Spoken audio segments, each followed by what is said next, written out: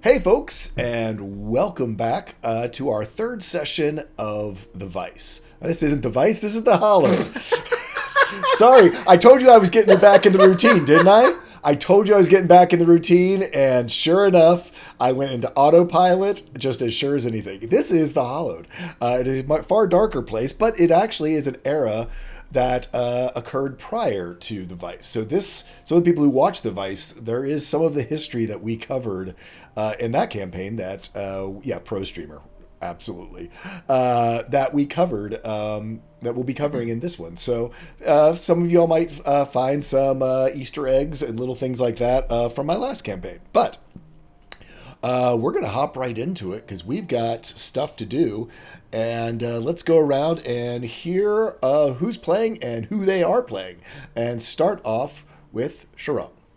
So my name is Sharang Biswas. I'm a game designer, writer, and interactive artist, and I am playing Jad, who is a Dhampir bard of the College of Spirits. Next up, we have Anita.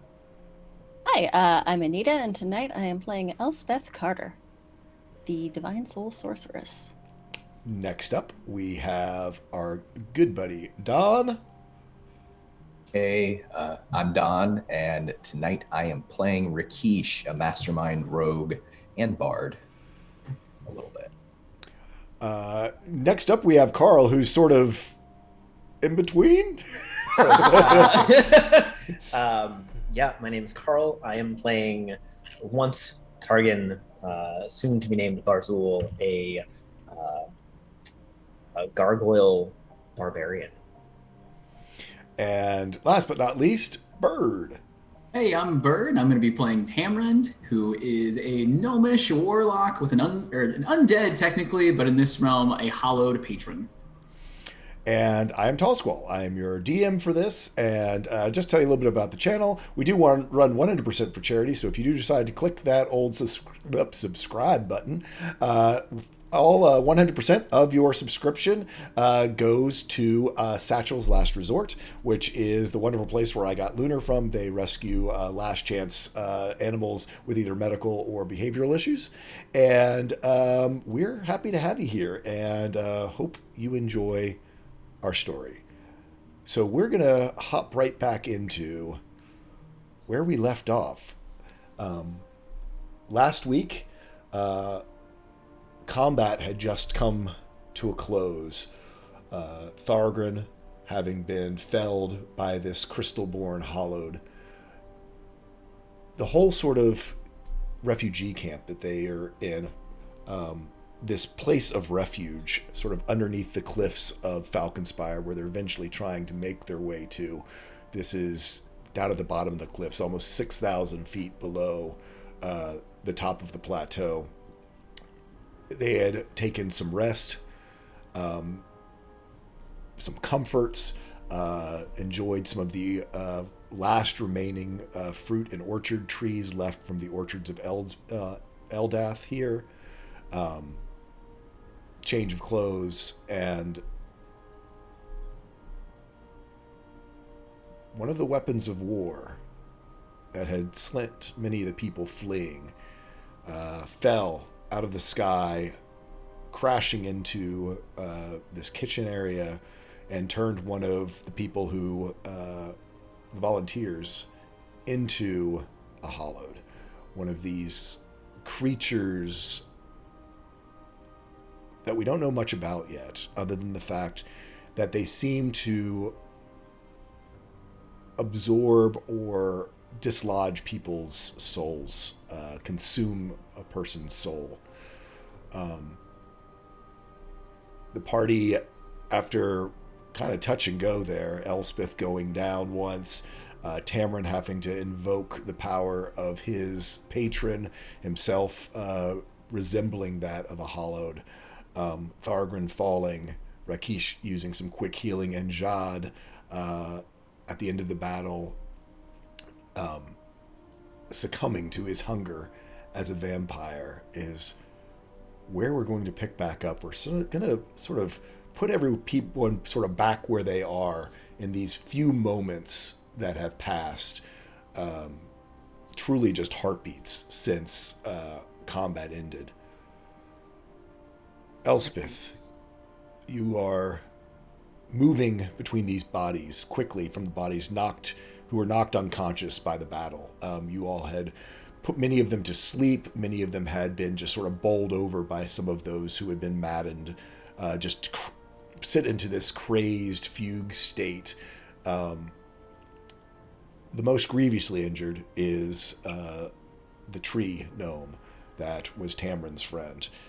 He's stable, but the burns that he suffered from Phil's fireball could still easily, he could succumb to them in the next few days, because of the natural process of healing these burns. But for the time being, with using Spare the Dying, he is stable.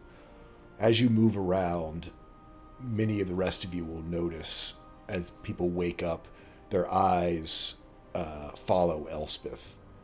And as soon as people sort of come to, even though they might have been maddened by the creature who had been eventually killed, it seems as though they have some memory of what went on. And they are gathering in small groups, whispering, pointing, watching Elspeth as she moves around. Tamrind, you are right there looking at Jad, who you truly haven't met yet. Fangs out, blood dripping from his mouth, held in some kind of thrall that you can feel that you're responsible for. Phil has the bandage around his neck that Elspeth had put there, but you can see that blood from those wounds Jad put there are already starting to stain through the cloth. Rakeesh, sitting in stunned silence, looking at the dead and dying fruit trees, seeing the way the people that you knew and others that you sort of even had just recently met, sort of shell-shocked from this place of sanctuary. For you, the second time in less than a month that a place of sanctuary had been sort of violated. And Jad, you are trapped in a memory. But this memory is not your own. You are not a witness to this memory, but you are reliving it first person.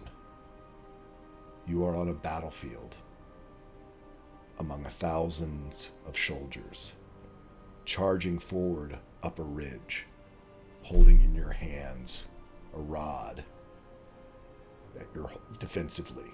This is Phil's memory you've become trapped in. Your little sister, Arya, as you know her by, is running beside you. She's a halfling fighter, you a human. But you've called her little sister ever since you met in training about 8 months back. You see her temper flare as she sprints ahead to meet these foot soldiers that you see coming over this ridge head on. Further out into the battlefield is obscured by sort of this raised ridge. And you, inside this memory, see the whole scene slow down in that sort of way nightmares do. As you see floating over the crest of the ridge, these two eyes with eye stalks wavering as they come up over the ridge and focus down on Arya. You feel in your thoughts that she's so small and they're so big. Certainly you've got this shot. You can hit them and not hit her. She needs you to make this shot. You to get rid of them. And you feel yourself unload this rod of many fireballs out into the scene. And then it flashes over. And you're back in that familiar round room. You have something akin to tunnel vision. But even that is a little bit hazy in this space. You are writing out runes in red ink on parchment paper. Runes and sigils you don't understand, but continue meticulously in your work. But as you write, the ink, it just keeps running down the page. And you realize it's not ink. It's blood. Not a page, but a body hanging on a wall. You continue not writing, but carving these runes and sigils. The straight razor travels up the sternum, up the neck, and as it crests the chin, you look into your own face, the face you've become to recognize as your own, and wake with a start, Tamron beside you.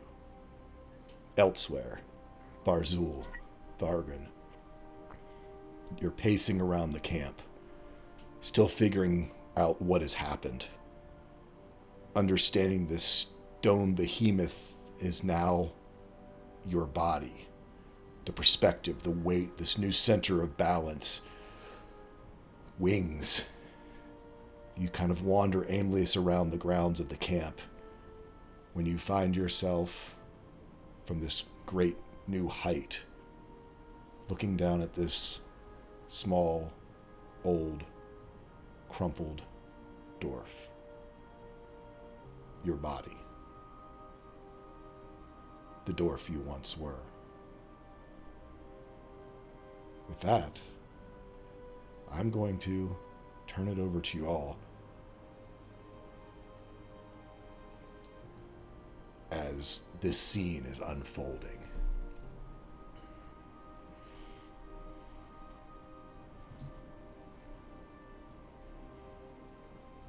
I guess I'll go ahead and ask 2 questions real quick, if that's okay. Certainly. Yeah, One, any clarifications, I'm here for it. One, I mean, Tamron's pretty focused on Jad right now. So with you mentioning that Jad is kind of coming back to where he is, does Tamron notice any recognition, a change within Jad? Like, does Tamron still think he maybe has some control here, or is? I mean, I'd imagine you can feel your spell wearing off, right? Yeah. Gotcha. So basically, Okay. a minute has passed, and you would feel that grip that you've had over him, that your whole person, which was really just trap him in a memory, Gotcha. has faded as that sort of whole magic that sort of infused you, that power that infused you during the battle, sort of begins to fade away. And 2, you said that a lot of these folks coming back to had their eyes drawn towards Elspeth, probably the remnants of her, display of divine magic. Are many people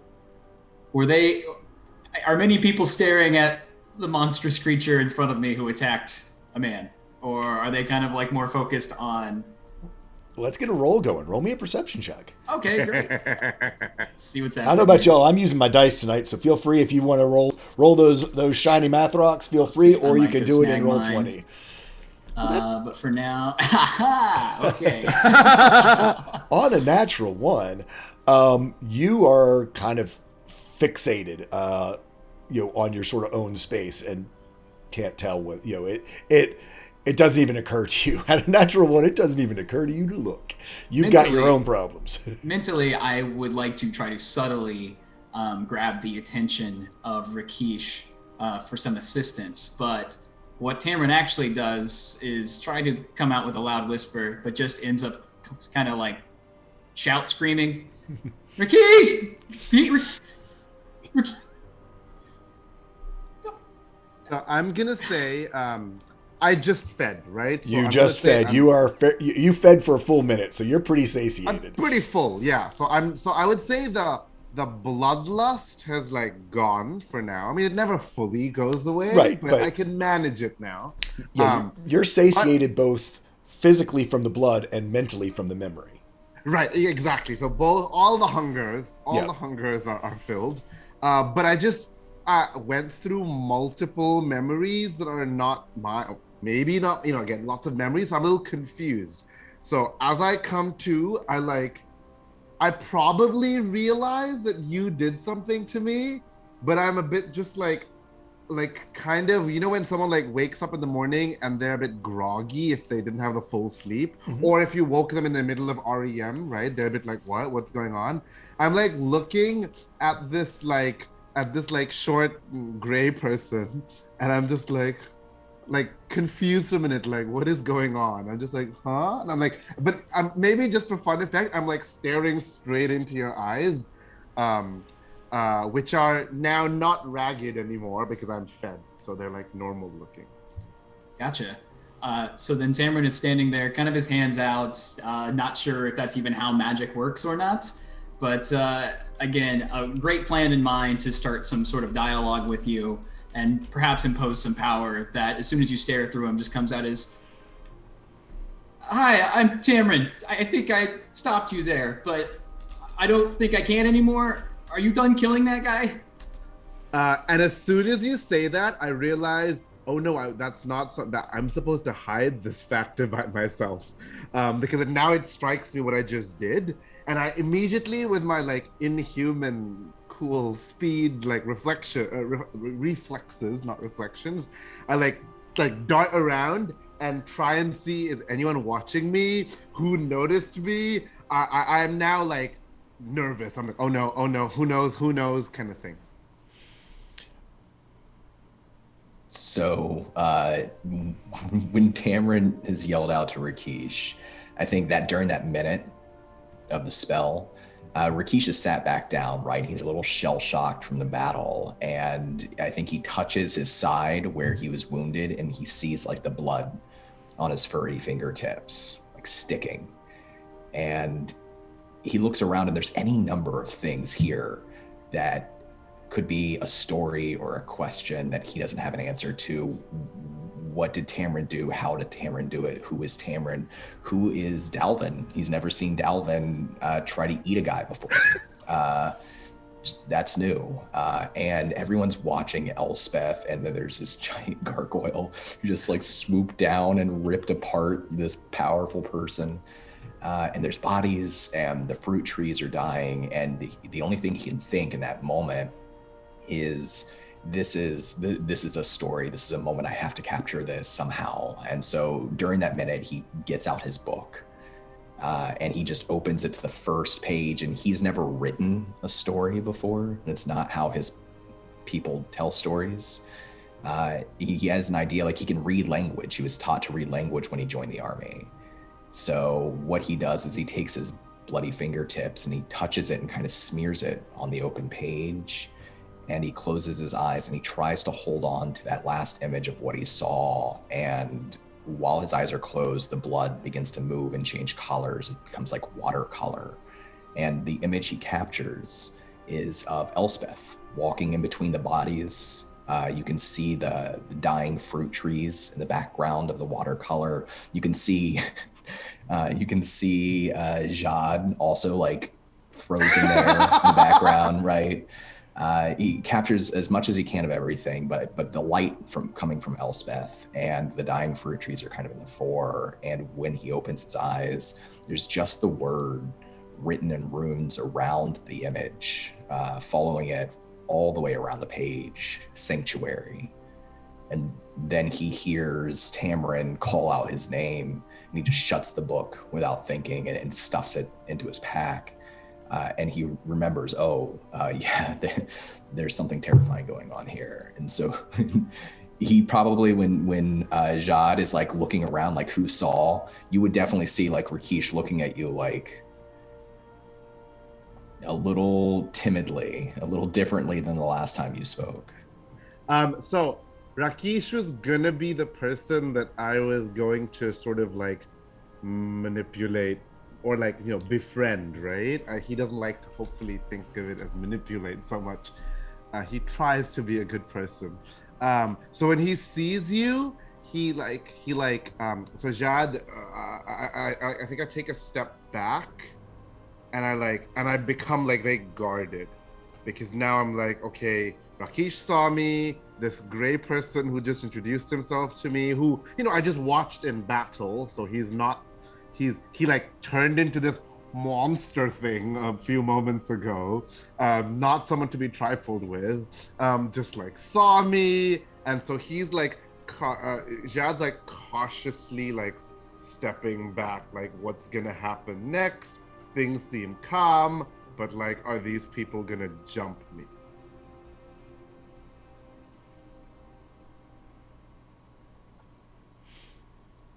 How about I'm gonna check in with Elsbeth next or Barzul? Any preference? Rochambeau for it. Go ahead, Elspeth. All right. Elspeth has, I think the last person that Elspeth tends to is the little rock gnome. And she sees how bad the burns are and how her bandages are only going to get her so far. And she's looking around and everybody's eyes seem to be on her, and she really, at this moment, wants more than anything to not be in a position where she can fix this.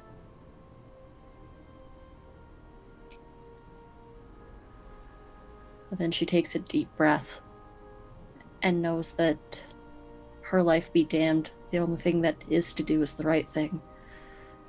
And she's going to cast Cure Wounds. Describe your cure wounds. You don't need to roll for it.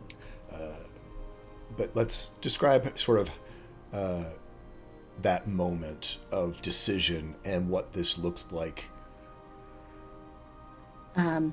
Elspeth just takes a deep breath and focuses for a moment on the burns and the condition of this man. And there is a soft blue light that almost ripples like a pond.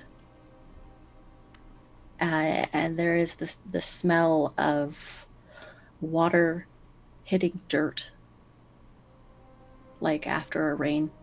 That petrichor smell fills the air. And with that rushing, almost the water that falls from her fingertips covers and begins to glow and heal.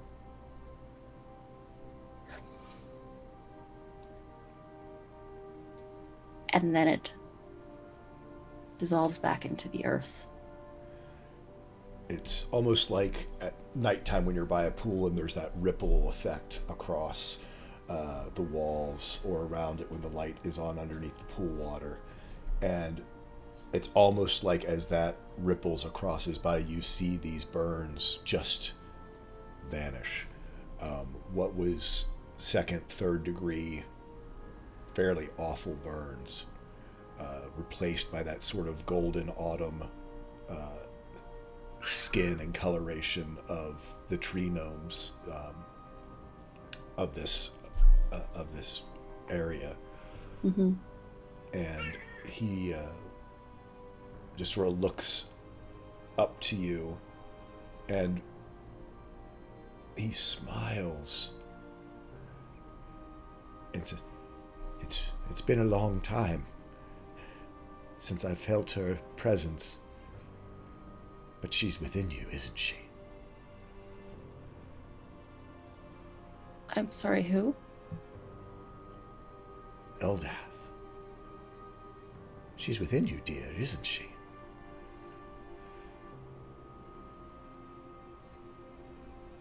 So the curse has a name. It's not a curse. This was Eldath's land.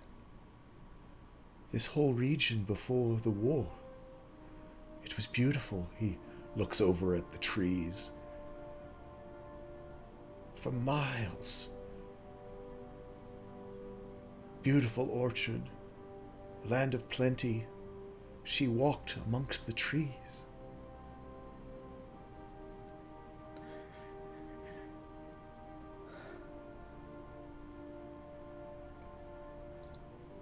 I don't know if she's within me or without me. All I know is that blessings come with curses. And he looks deep into your eyes. And he gives an almost knowing nod. They'll come for someone like you. They always do.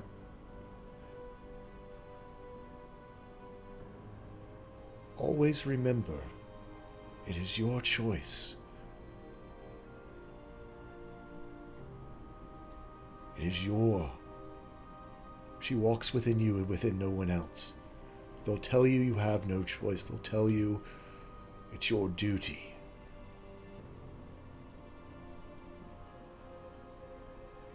But always know that it is something that is only yours to give.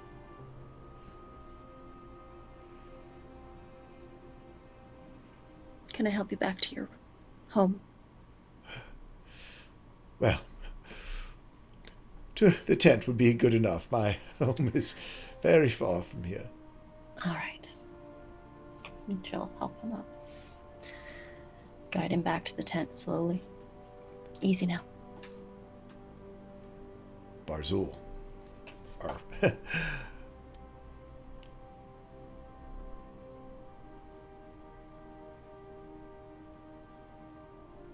you are muted. Really? Nope, now you're not. Okay. I was like, I swear I turned it off. Barzul has been, as you said, sort of pacing, looking, trying to understand, and as he comes upon this dwarven body, his body, I think similar to how he saw the orchards, the places that he's been and what they've been, what they've become. He looks down on himself and he sees, I think, what other people see of him. Man, empty, lonely.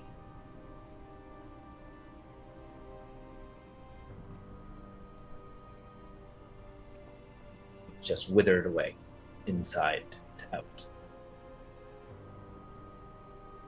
And from there, I think something sort of shifts. And as he sort of looks over at the trees that had been full of fruit that are now withered. And he sees these people and maybe the old couple that he instinctively rushed to safety.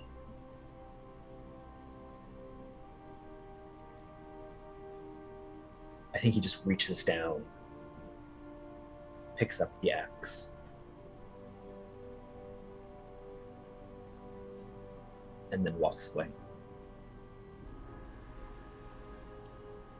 Stride, I think, maybe back a little bit and just sort of watch. And I think everyone else just sees him sort of take a few steps back, wings slightly unfurled as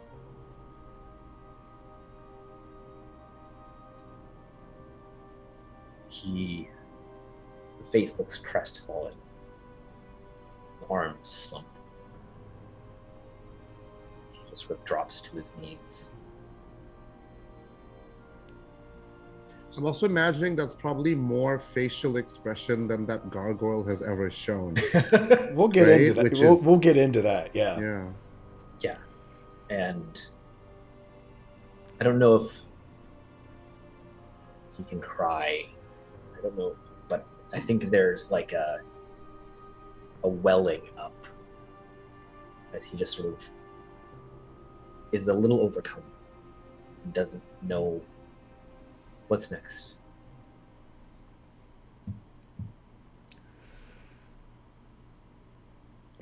I'm thinking of my notes about gargoyles, and especially in this. Dust. No. No, there is a long history in Falconspire of what are known as cistern stones, and it's how they collect the fog. The plateau of Falconspire has very little of its own springs or water, and so, but it does have a dense fog that settles in every night, and they have these cistern stones. That is the natural stone of around this area that basically draws moisture to it, so that it then runs down into these cisterns. I'm not sure. I don't think it's actual tears, but I think it is certainly sort of almost as though you on stone, how you can sort of see the trails that water would leave behind. It's almost like you're not actually crying, but almost that your stone remembers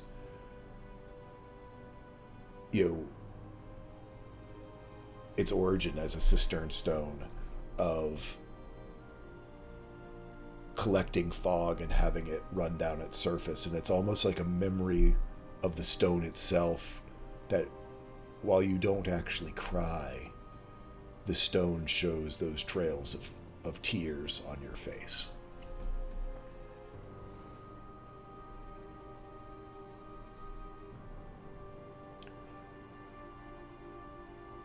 And I think that Elspeth, because if I remember the map correctly, would have walked by with the gnome fellow and just makes eye contact with this gargoyle. Very much so. I mean, most people are ignoring the gargoyle. They have been, this having gargoyles around is not a big deal. That it's acting strangely, some might have noted it, but for the most part, as you are walking, Elspeth, all eyes are on you. I think as you Head down, trying to walk to this old man to the tent. Yeah. Elspeth, you said you sort of Yeah, looked at Barzul. I think I'd make eye contact real quick. I think very clearly Barzul is sort of staring out and sort of watching you walk across. And as you make eye contact, just turn his head away. Everything else is looking at Elspeth, not the gargoyle. Pretty much. As you approach the tent, it's actually the young woman that you hid with, who was working the first aid tent, comes running out. She is sort of on the shorter side, a little bit stout, broad shoulders, kind of, she has that very imposing but loving nature of a experienced nurse and who's seen a lot in her time, and sort of runs out and takes Ferdinand Orchard Blossom, that's the gnome, sort of from you, and Ferdinand, come along, dear, come along. And she looks up at you, and Fireball didn't hit him nearly as bad as we thought, I guess. and she looks at you and goes, "Oh, don't be modest. Real lucky. Real lucky. It wasn't luck that I saw out there, dear. Oh. This is a good news.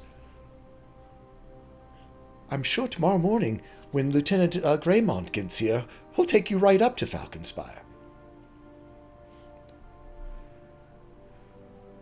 You might even get to meet the prince. I hear he was just born. Already walking, though. About 3 years old. Carries a sword already.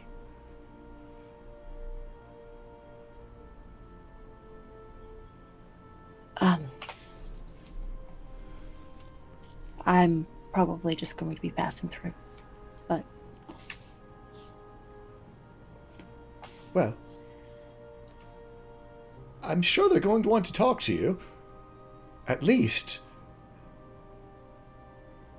I mean, normally they would probably send a message right away, but she sort of looks over at that crumpled body of what had become the Crystalborn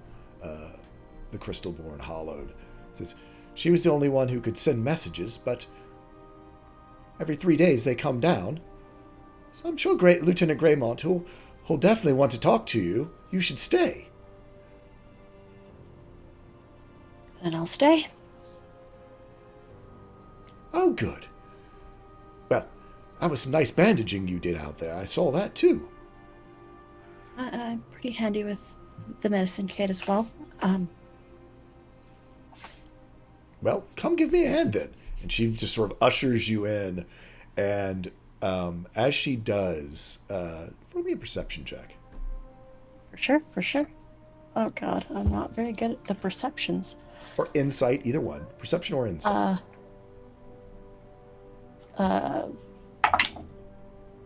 That's a 9. She just sort of ushers you in sort of towards the back of the tent and immediately starts keeping you busy.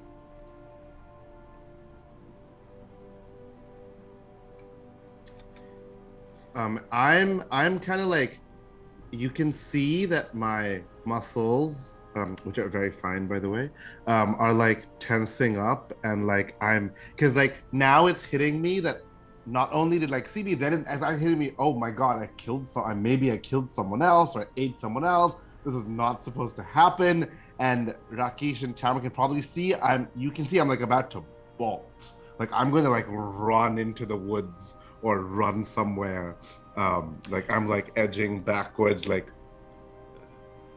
So Rakesh holds out his hand, and like he's still, you can see in his eyes, right? It's probably impossible to mistake fear and uncertainty, and he doesn't really try to hide those things. He holds up his hands and he gets a little bit closer, and he's looking around, I think recognizing that a lot of people are paying attention to Elspeth, that, you know, there's some modicum of privacy here, slight privacy between the three of them. And he trades glances between Tamarin and Jod, and he says, Dalvin, are you all right?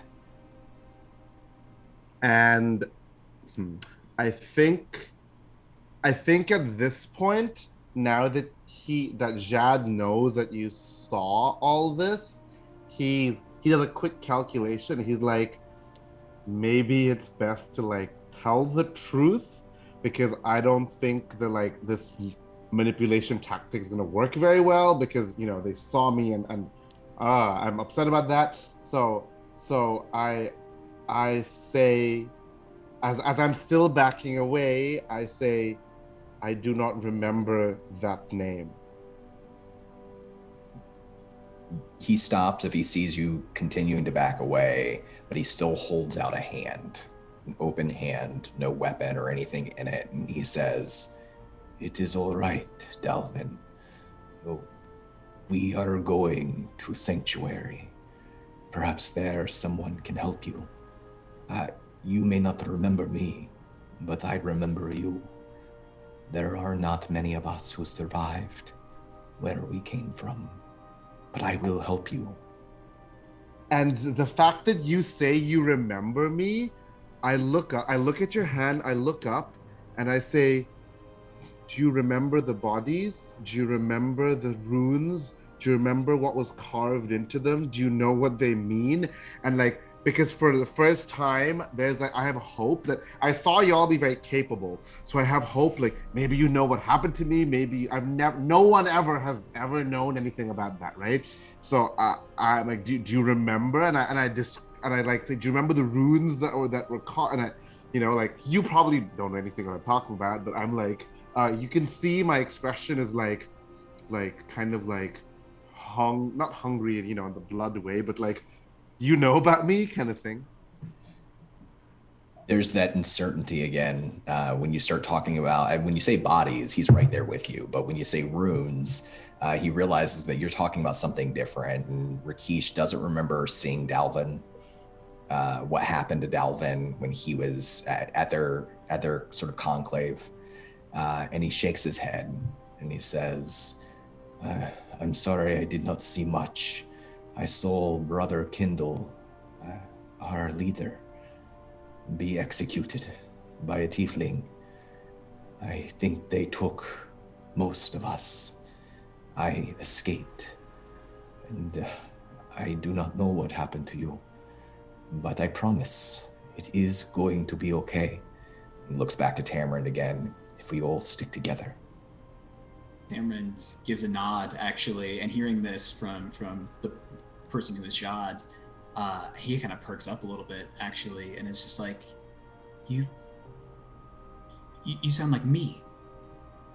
There's something in here, and I don't know what it is or how it got there, but it makes me do and capable of certain things.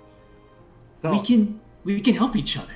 So I'm gonna look at you, and I'm like, because I see you're also, you know, I have very pale skin, and you're like a gnome with like grayish skin, right? Yeah. So I'm like, you're like me, and my eyes widen. And Jay, let me know. I want to bend the rules a bit because I want to use my message cantrip. Okay. But I want to, instead of sending a message to you, I want to instill in you a brief moment of what my blood hunger feels like. Oh yeah, absolutely. You can do that. Yeah, to be like, you're like me, you know, to be like, you feel like this, and I want you to feel what I was feeling as I was eating Phil and like drinking his blood.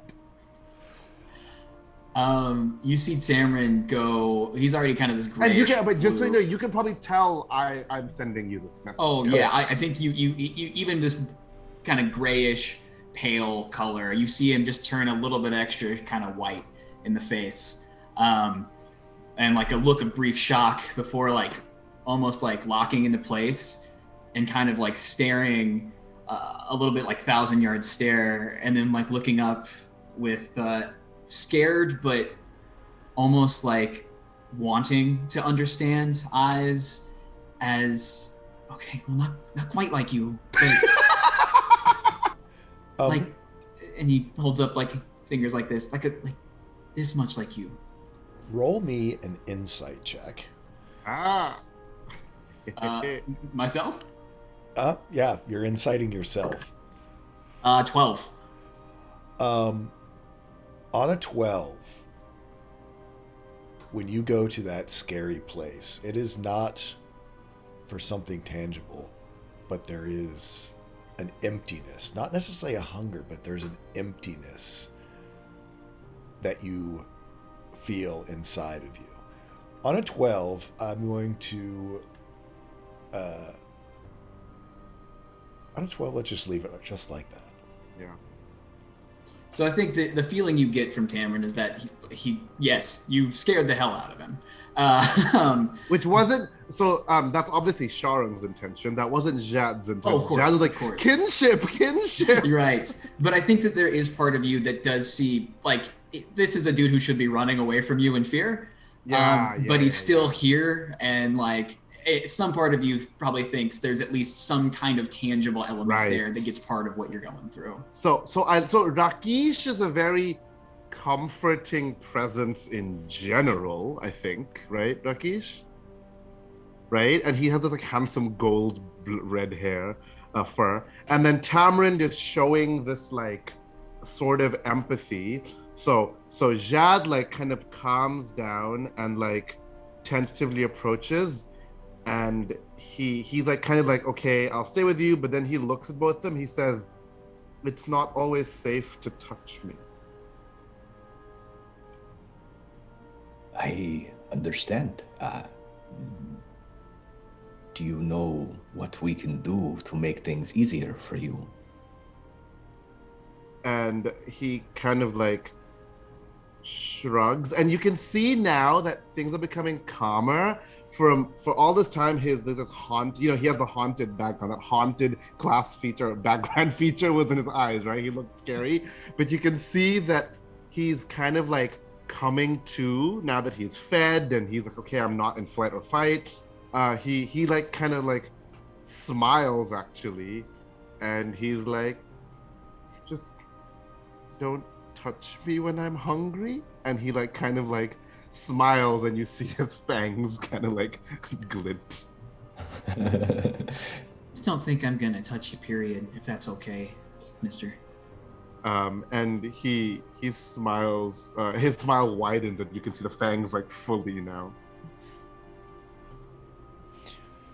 Oh, that was just a sweet Rakesh. moment, you guys. Yeah.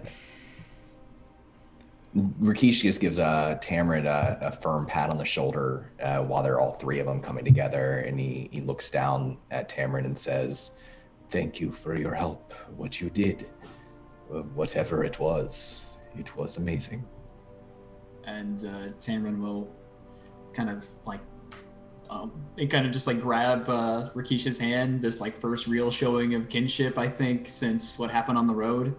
And almost too quickly, definitely too quickly to be having like any ulterior motives to it, will say, thank you for staying. And be kind of embarrassed by that, and then just kind of nod and look around. I definitely hear your heartbeat rises when you say that. So I'm like,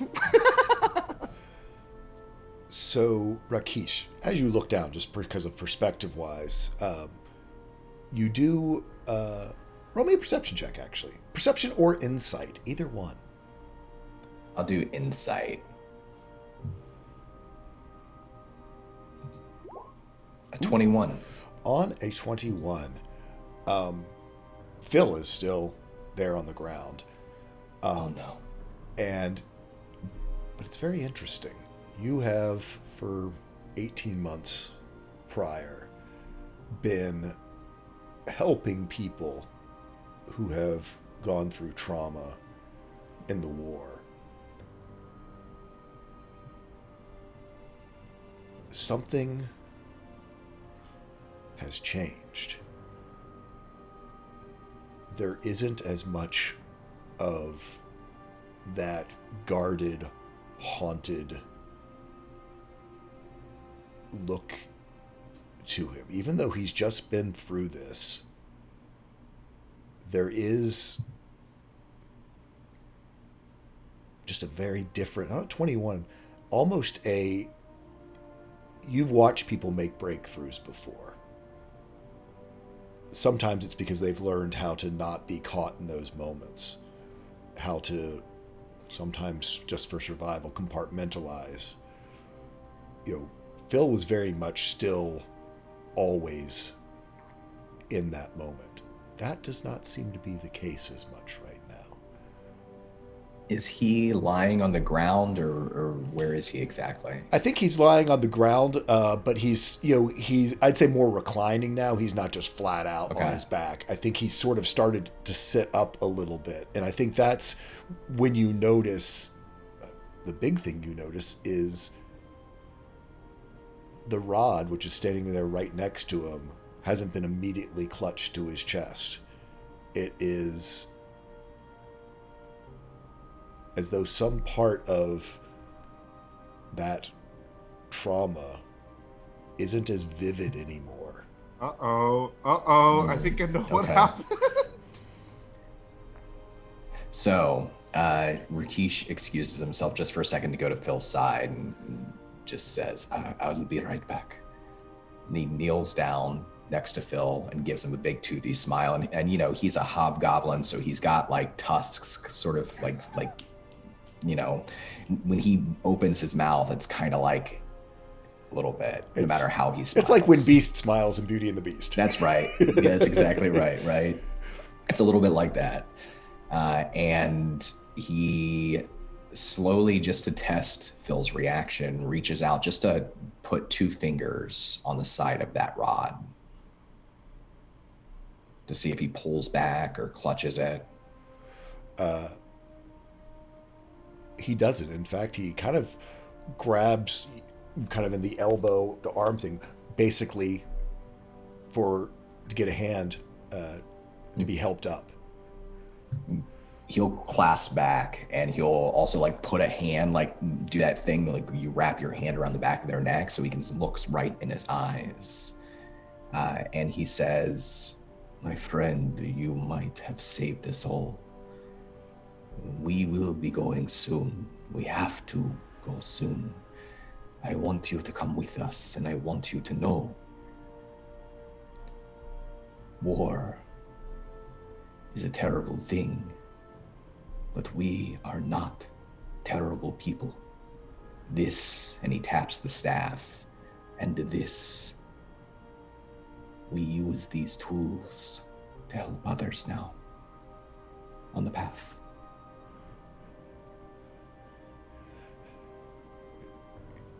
Y'all were in the way, so I couldn't do something sooner. Just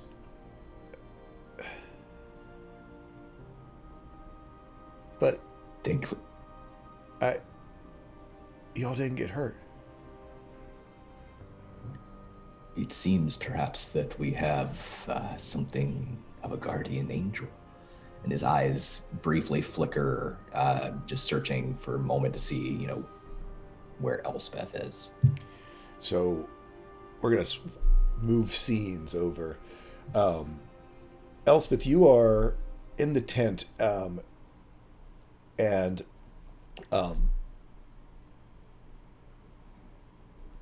you being the youngest, are very familiar to the being kept busy by older siblings, to the being given tasks, to whatever. And It's a make work project. yes, and the biggest thing, it's taken you a little while to get there because you were a little bit shocked as well. Millie seems to always interpose herself between you and the door. In some ways, that's good, because whenever you look past her, there is a small crowd of people forming outside. And I would say, Barzul, if you look around, certainly at your height, and not having the immediate activity happening around you like Rakesh, Jad, and Tamrand, pretty much the entirety of the camp has sort of gone and started to surround the tent, and specifically the door where you know Elspeth went.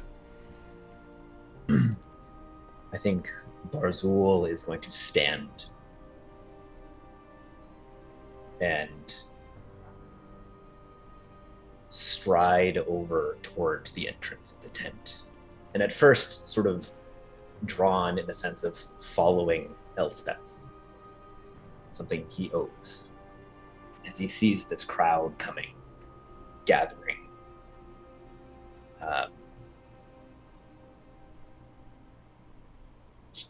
He turns to them, and the wings flare out, and he just disperse. The of a crowd of people. Actually, do we need an intimidation check? Let's do some rolls. Jay, do gargoyles normally speak at all? Nope. Cool. I'm still finding my voice too, so maybe this is similar for Barzul. Yes. Can I do this via my might and like push into the strength aspect of it? Oh, absolutely. Yeah, I'll give you a strength intimidation Sweet. check. Oh, okay. We're really starting off with the right rolls here. That's 2 on the die with proficiency. Oh, that's a 7. Maybe your voice cracks a little bit, Yeah. Yeah, you said you're finding your voice. Roll me a dexterity saving throw. I have advantage on these. Do I see what's coming? Actually, that's the question. I'm sorry? Do I see what's coming? Because if I do, I have advantage. Nope, you don't see what's coming. Okay, cool. That's a 0, 1, 10 plus. Cool. 10 minus 1, 9.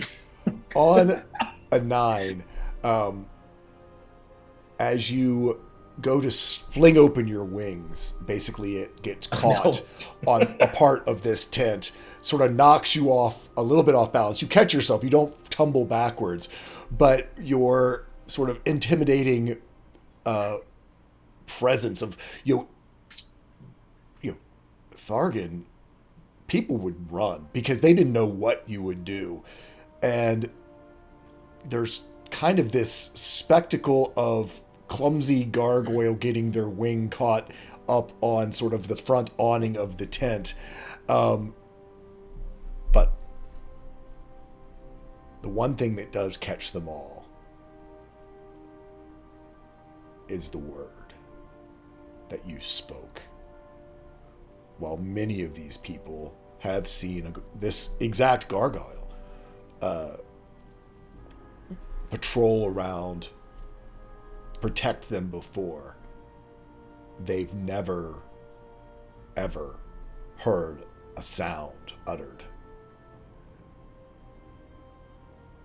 And about the only thing that might have broken their attention from Elspeth is now Barzul's voice having just resonated. And so all the whispers sort of stop. They don't disperse, but the eyes now have switched from Elspeth to you.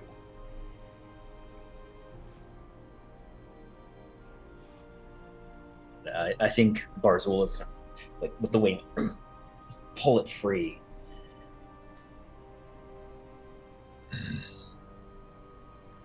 And just is like confused by the moment, like. Mm-hmm.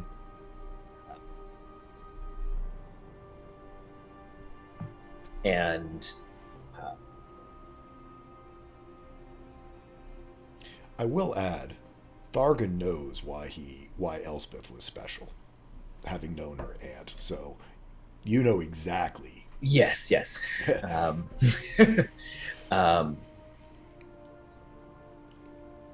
And then trying to think if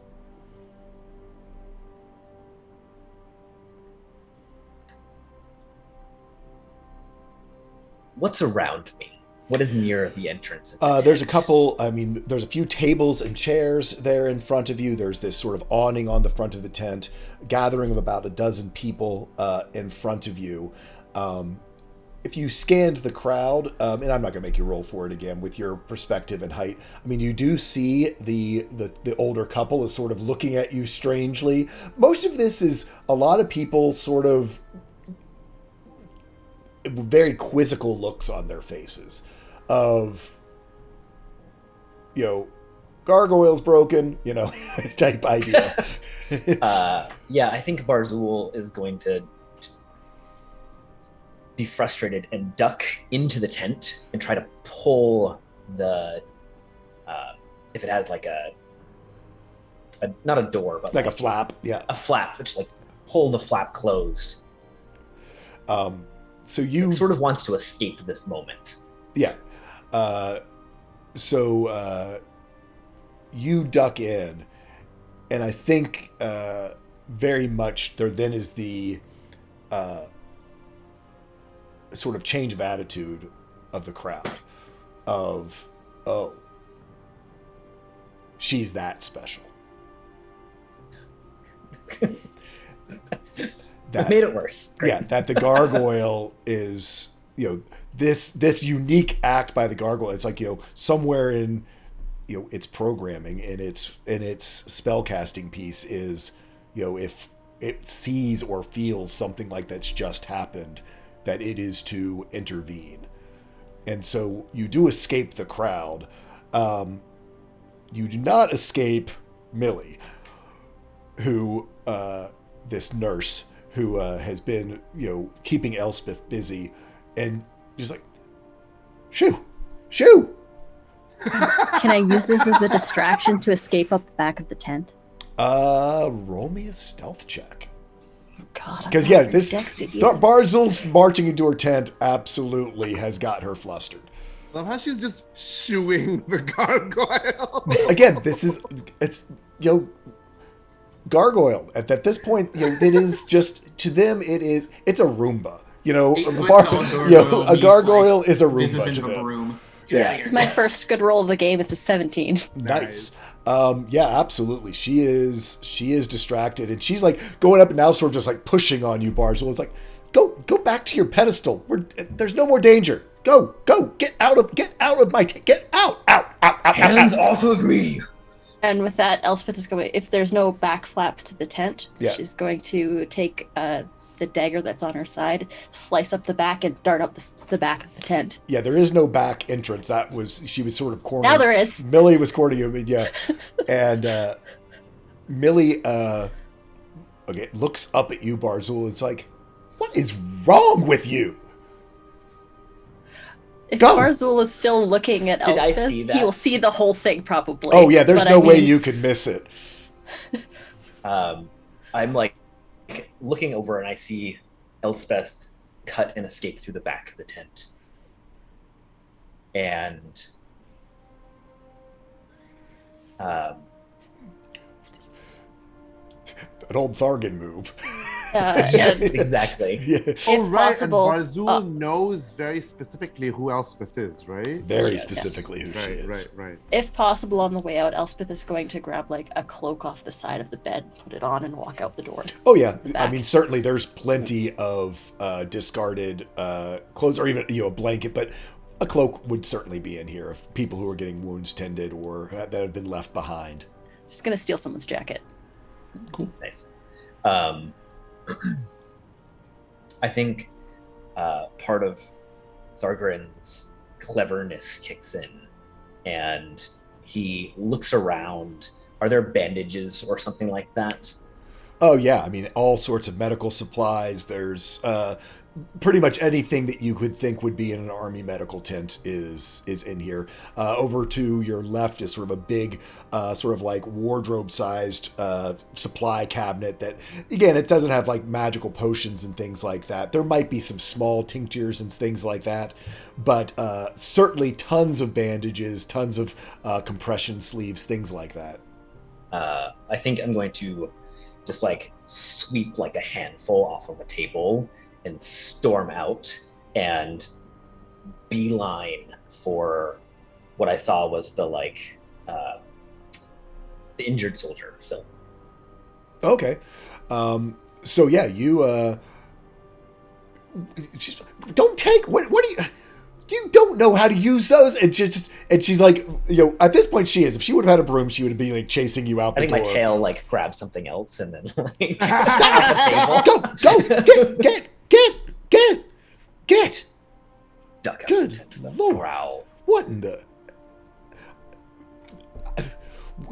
When the lieutenant gets here tomorrow, you're gonna get reassigned. And she like sort of yells out the tent after you.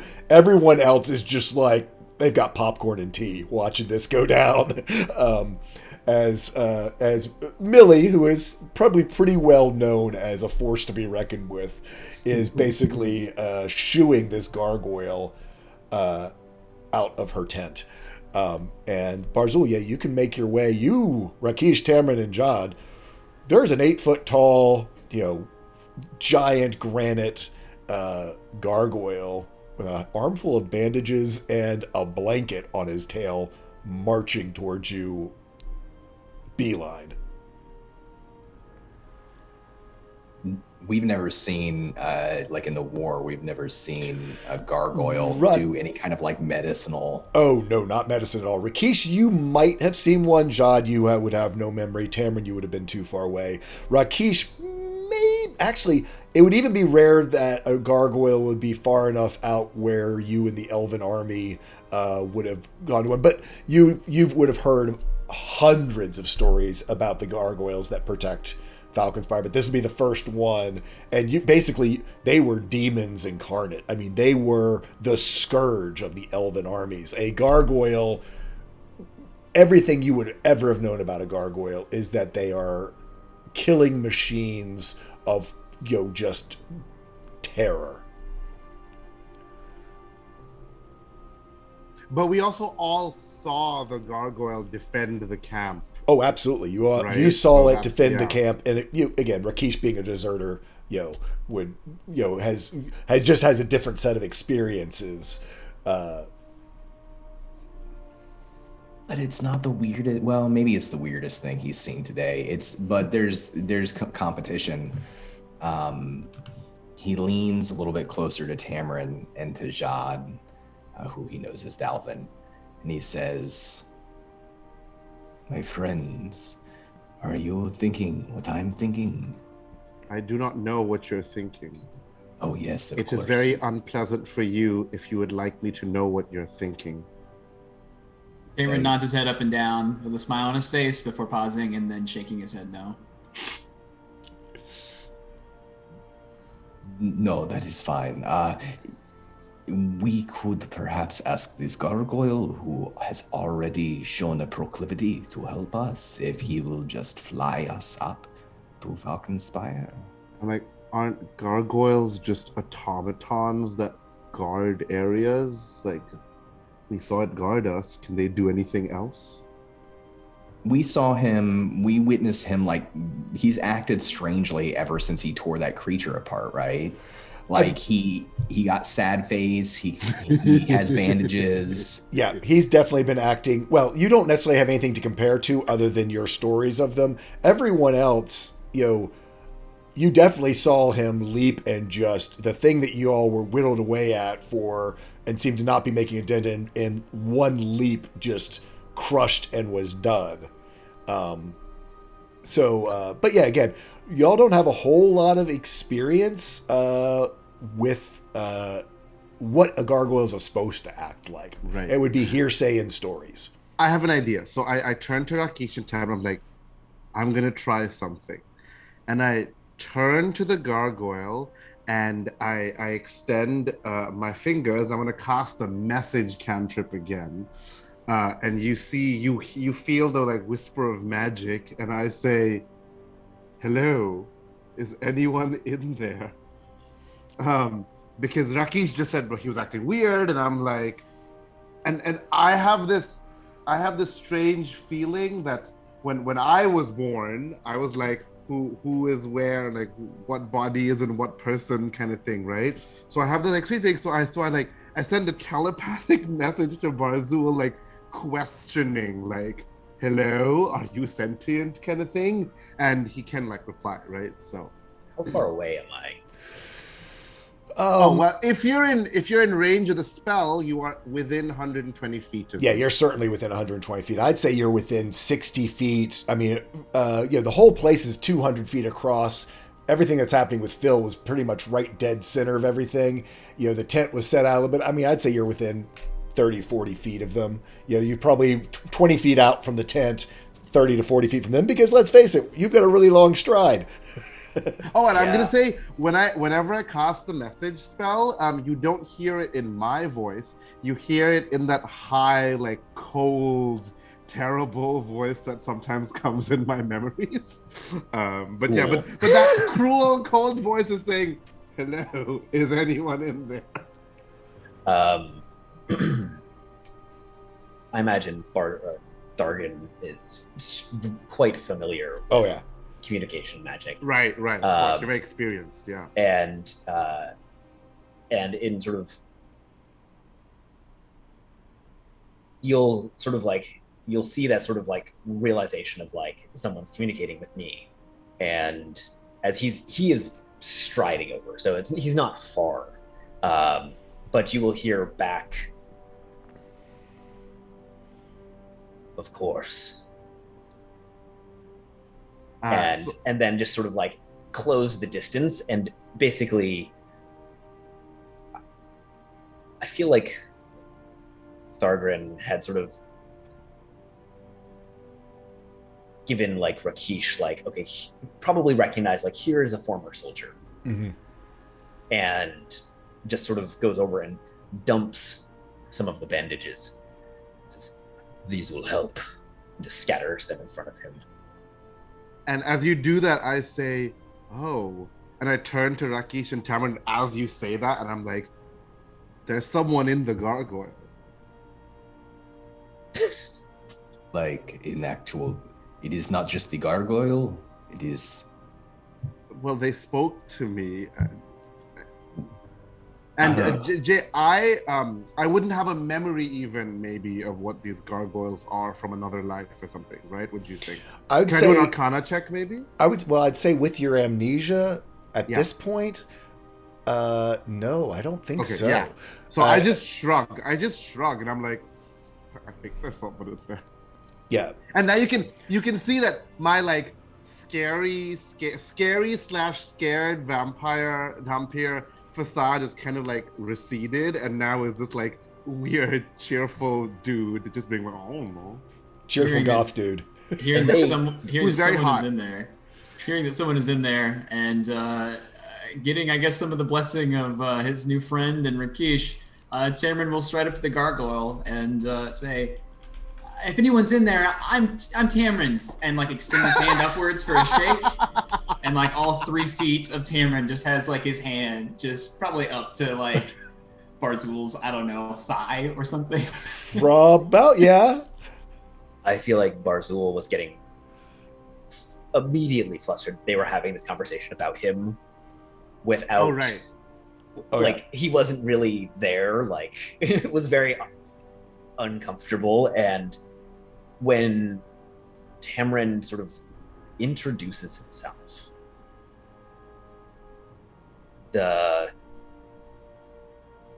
Tamron, you probably see him just sort of like pause, and maybe that gives you a questioning moment of like, is he really in there or not? Like, as he, and maybe his attention flits over to the body for a second. The one that you crushed, you mean? His The one next to it. Oh, your body. Yeah. As he just sort of extends a hand down, and seeing that sort of stony arm, I'm thinking that this is just what he is now. This is the penance he has. He thinks of the word in Dwarvish for this sort of curse, its weight. And he says, Barzul. And like arm envelops, like hand envelops Tamron's arm. Oh, yeah. Yeah. I think there is, I think for both of you, this moment, this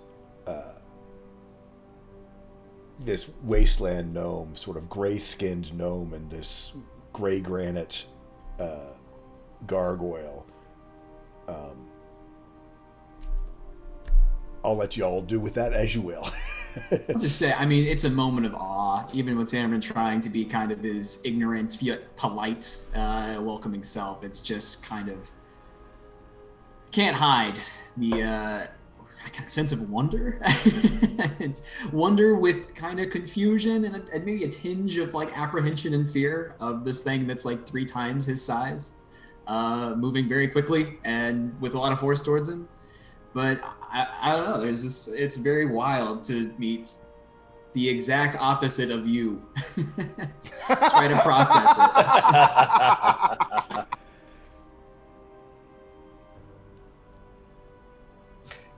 And do we, by any chance, see Elspeth? I was about to say, while this is happening, Yes. let's check in on Elspeth. On that 17, I mean, the back end of this tent basically sort of leads out into where the all the orchard trees were.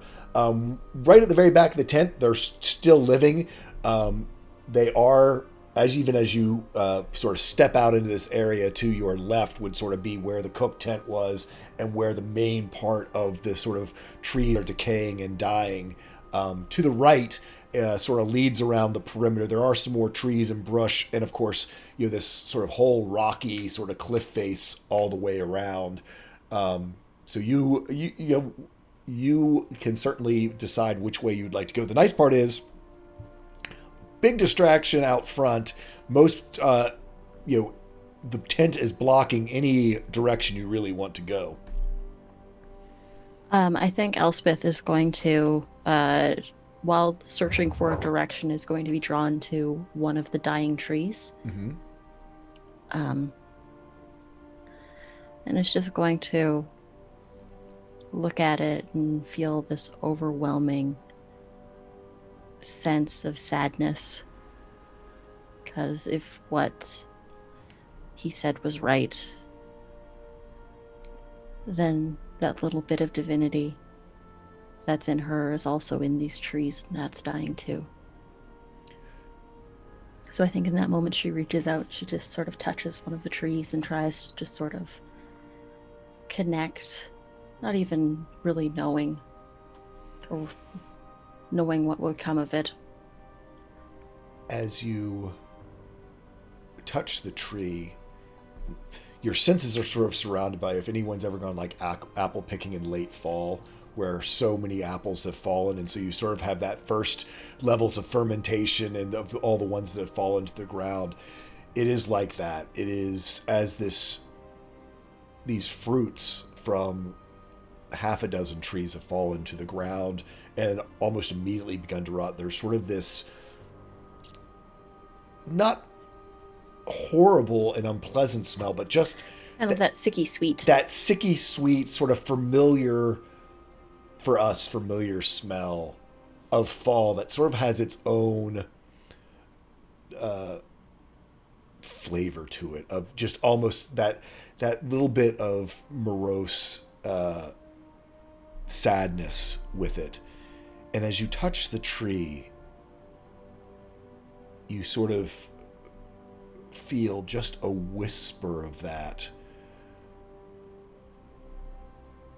magnified, of these sort of last flickers of whatever part of Eldath had been left as draining or been drained away.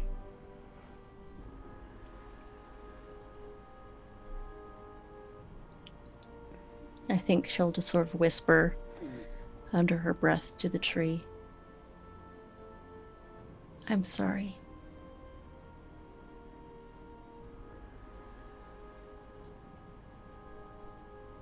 I don't know why or how. These aren't things for me to know, maybe.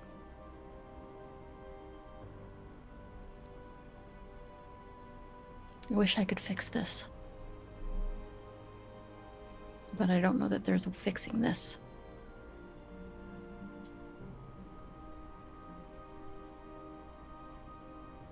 I wish I knew what caused this. But I think I know what caused this. It's obviously the war.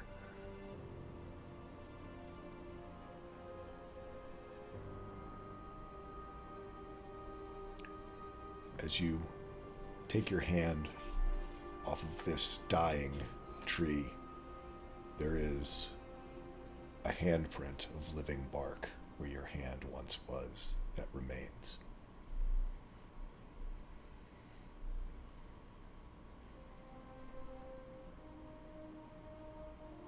Isn't that interesting? Elspeth is going to put both hands on either side of the tree. And without even thinking about it, there's that same watery glow of a cure wounds spell on it. Maybe it'll do something. As you cast that spell,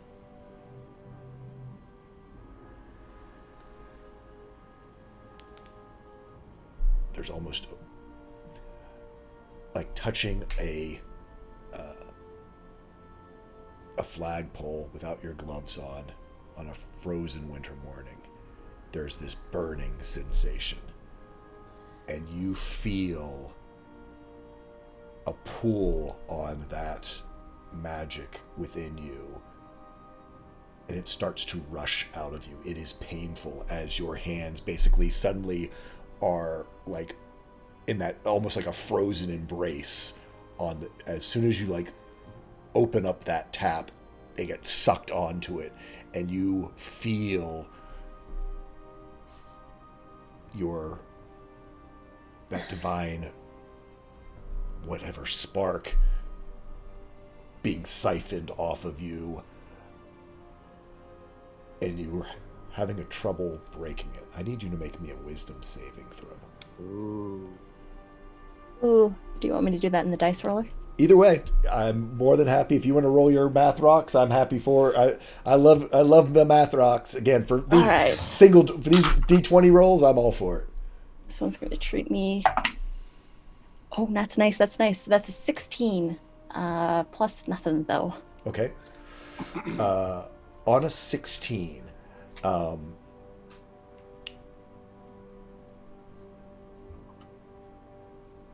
you feel this sort of devouring hunger, almost as though the tree is being used like a straw,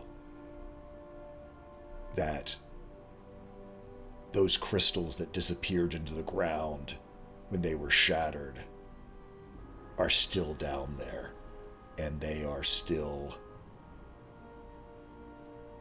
You suddenly were a fresh well of what they were able to pull from the trees, and you're able to, after struggling, I don't know how to explain this other than mechanically. You are able to rip your hands away before it starts pulling spell slots out of you. That it was intent on devouring your magic. Not going to do that again.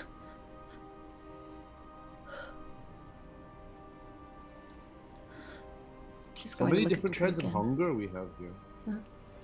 Just going to look at the tree again and say, I can't help with this. But maybe I can pass this information along.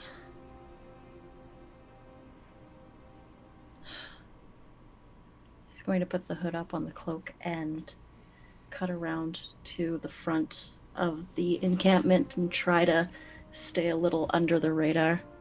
Okay. So, I'm going to go ahead and have you make another stealth check. Yep. And I'm actually, is anyone looking for Elspeth? Barzul, you might be, because you kind of know what happened. So I'm going to say, I don't think anyone else, would you all have clocked or noted or even think for there was any reason why she would be outside of the tent? I'm betting not. So I'm thinking it's going to be Barzul, to see whether you can spot Elspeth. Roll off. It is. Let's just do straight ties. I was going to think about advantages because it depends on how much Barzul was really looking, but he's kind of having a moment as well. So let's just. What'd you roll? Badly. What'd you roll? Cool, we're on the same page. 7. I rolled a 3. I rolled a 4, and I am proficient in perception. I am not proficient in stealth. So Barzul, again, because of your height more than anything, and also because you are, again, it sort of registers with you that you were making a distraction to help your earlier quarry do whatever she was intent on doing, but you do. Which way are you going? You're going the long way around or the short way around? So the long way is the so the it's long about a third way and around. 2/3. So basically, you'd either be going all the way around behind the cook shed, past the supplies, all the way around. If you remember the map, basically where the tent is it's down there around 8 o'clock. You're either going from 8 o'clock to about 11 o'clock, or you're going from 8 o'clock to 11 o'clock the long way. Whichever way has the least amount of people that are gathered around the medicine tent. It would be the long way because you would have to pass back by the medicine tent. So, Barzul, I would say probably just because you came out of the medicine tent.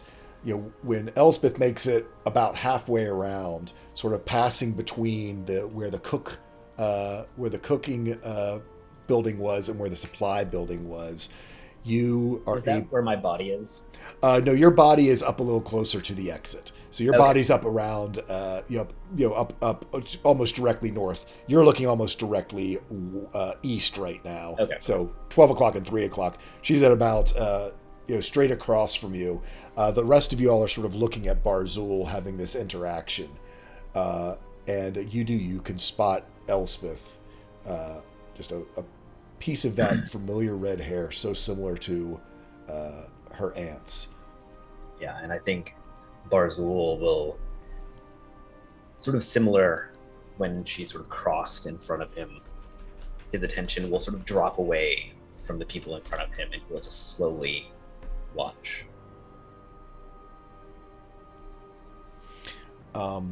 I will say, Rakesh, Tamron, and Jad, you see his attention Pretty obvious. get drawn. And I rolled a 3 on my stealth, so you would all probably see. Yeah, as soon as you We- kind of look to see what the gargoyle's looking at. We all saw Elspeth use like divine magic in the fight, right? Absolutely felt it, yes. Yeah.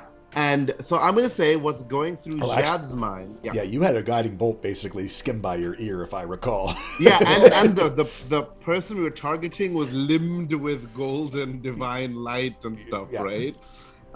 So what's going through Jad's head is because Jad probably knows about this dynamic with divine people, right? So Again, this all comes down to how much you remember. I mean, you've only really, your memories go back basically 3 weeks. So I think certainly just in people's condition, you probably don't understand the reason why there doesn't seem to be a lot of healing and why people are so protective of any type of healing potions or anything divine. You would have picked that up, just your own natural vampiric intuition. Right. Would have picked up on that divinity is very rare. You would not know all of the ins and outs of what's been happening in the world. So what goes through Jad's head is like, I have secrets that I don't like people to know. Clearly, this woman has secrets that she doesn't want people to know. And from what I observed, my secrets kill people. Her secrets do the opposite. So like, maybe she's not a bad person. And I would, if I see, this is gonna be wild. So if I see people like not our team, who I'm now growing to be like, okay, this is a tentative trust.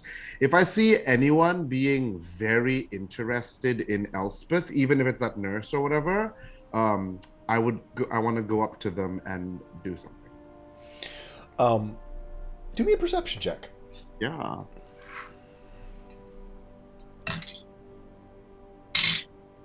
Okay. My perception is +1, so that's 16. 15 + 1. Perfect. You see Barzul's back is basically to the tent. His wings are somewhat out, just the reality of him being a gargoyle. And as you look and see Elspeth, you then sort of do that quick scan. And you can tell that Elspeth currently is being blocked basically by just the mass of Barzul. But very soon, as most people's attention was drawn to Barzul and what's going on with this, gargoyle who's acting different than any gargoyle, or this even specific gargoyle used to act, have sort of eyes on Barzul. You know that, especially with Elspeth and how she's not the most quiet or sneaky person, and where you were able to spot that she's going to come into view of them pretty quickly. And And it's a big group, not any specific individual being interested. at this point, she would come into view of the group. You don't know whether they're going to pick up on her or not, because you all are between the group and her. So whether they look past, get their noses out of your business and start looking around into other people's business, we'll have yet to see. But we're going to figure that out when we come back. We're going to take a short break, everyone. Probably about 5 minutes. We got a little bit of resetting we need to do with some computers and things like that. Also, we all have puppies that need to take a quick break. We will be back in less than 5 minutes to continue on with our story. Thank you so much, everyone, for tuning in, and we will be right back.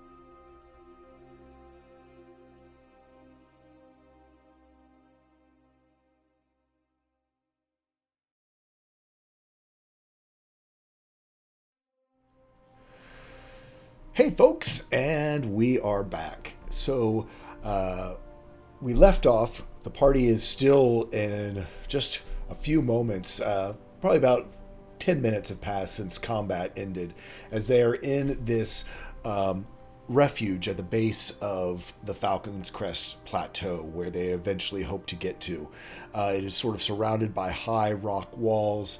There are orchard trees inside of it, and currently a couple buildings and tents, and currently Elspeth, who has been using divine magic in this space, which is a very rare commodity in this world, has taken upon herself to try to escape, as one of the nurses there is very intent on her meeting the Lieutenant Greymont, who will be coming in, flying down from Falcon Spire in the morning. She has escaped from her tent, has tried to stealth away, and has been spotted by Barzul and the rest of the party now, and was very much of keen interest to the other dozen or so people who are here in this encampment with them. We left off with Jade. And so I have an idea. I want to do something unless someone else wants to do something. Go for it. Okay, so I have this thing, like, I'm feeling this sudden, like, I'm also feeling kind of guilty. I just ate someone. He survived, but so I'm feeling this like flush of like. Also, I had this like traumatic memory from him, right? So I'm like lots of complicated emotions. So I feel this flush of like I want to help people. Like I couldn't help. I don't know his name. Andrew, who showed me that well water. Right, yes. Right, I made up a name for him. Right, his name is Andrew works. Right, and like I couldn't help him. I ate him in the end, but I'm gonna help this person with a secret who I think is, better than me. Like she is better than me. So as I notice her walk, and all these people I realize are about to see her, and she's trying to sneak away very badly. I am going to take out my horn, and I'm going to blow it because I'm going to start telling a story. Because that's what I do. I punctuate my stories with like blowing a horn.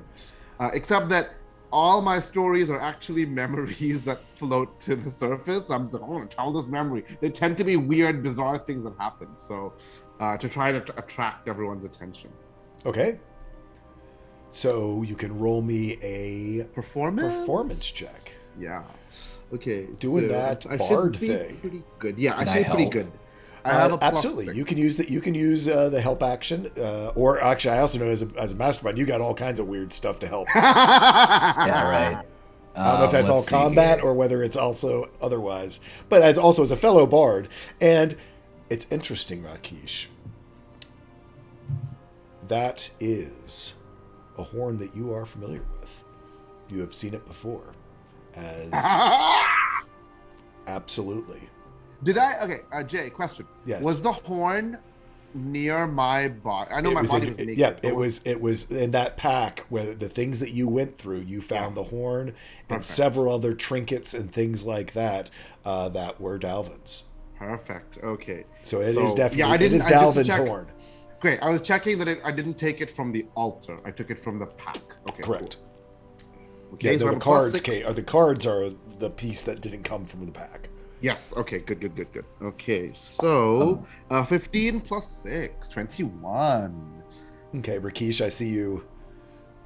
I was just curious. You said I recognize the horn. How do I recognize the horn? It's Dalvin's horn. Oh, okay. All right. Yeah, Dalvin was always right. a bard. A storyteller, and that was his instrument. One of his instruments. And So- as I blow this horn and I say, today we have achieved a great victory against the danger. Yes, there were losses, but we were worthy of the predecessors here, because my thing is all about ghosts of the past tell me what happened, or memories, right? And so I as I say this, I start using silent image, and I like whip up. What it looks like is that the gravel and sand is being whipped up by wind and forming these like ghostly shapes of a past like fight over here that happened. And I'm gonna say this one is not one of my memories. This one is what one of the ghosts of this area like revealed to me. And it's that druid again, the druid who made those like spectral like thorn rose things, right? That I made. But it's a druid again. And you see this image of like these like big like troll-like creatures lumbering in. It's all made of these like weird gravel and sand shapes. But then you see these like plants and vines and like wood nymphs and things holding them back. And I start orating this like how like nature itself must be with us. Like, you know, like the earth must be with us. And like, and trying to like draw a lot of attention to me and away from Elspeth, being like sound, vision, voice. And I'm very hot as well. I have to keep saying this. So, you know, like I attract attention. Rakeesh. So Rakeesh kind of steps back into the shadows, like he doesn't move towards or like directly appear like he's trying to help Dalvin, Jad. He probably steps like into the shadow, I imagine, of Barzul. But what he does is he closes his eyes and he tries to imagine the story that he's hearing, not just see it, but imagine it. And he tries to share some of what he sees through his connection through the Fae with Jad. And so for his help action, he casts Minor Illusion at the same time, and he grants the sound of his Minor Illusion to Jad's silent image, so he has control over not just a silent image, but he can add sound to it, whether it's like the roaring of the beast or whatever it is. And we also both get 6 temporary hit points. Perfect. Oh, whoa. So I'm going to say I'm like surprised when the sound appears, but I'm also, you know, pretty good at this kind of thing. So I collect myself very easily, but I'm a bit, for the first second, I'm like, wait, what did I do that? You know, when I was a moment ago, I was like, I did do that, but now I'm like, did I do that? But I collect myself, and yeah, so awesome. There's that first shock of did I do that? And then just like playing this horn is sort of like muscle memory. This collaboration with Rakeesh is very familiar, becomes very familiar as well. And Rakeesh, this is not the first time you and your friend Dalvin have done this. In fact, using the dust and the gravel is he learned from you, from how you shape the sand and color the sand. And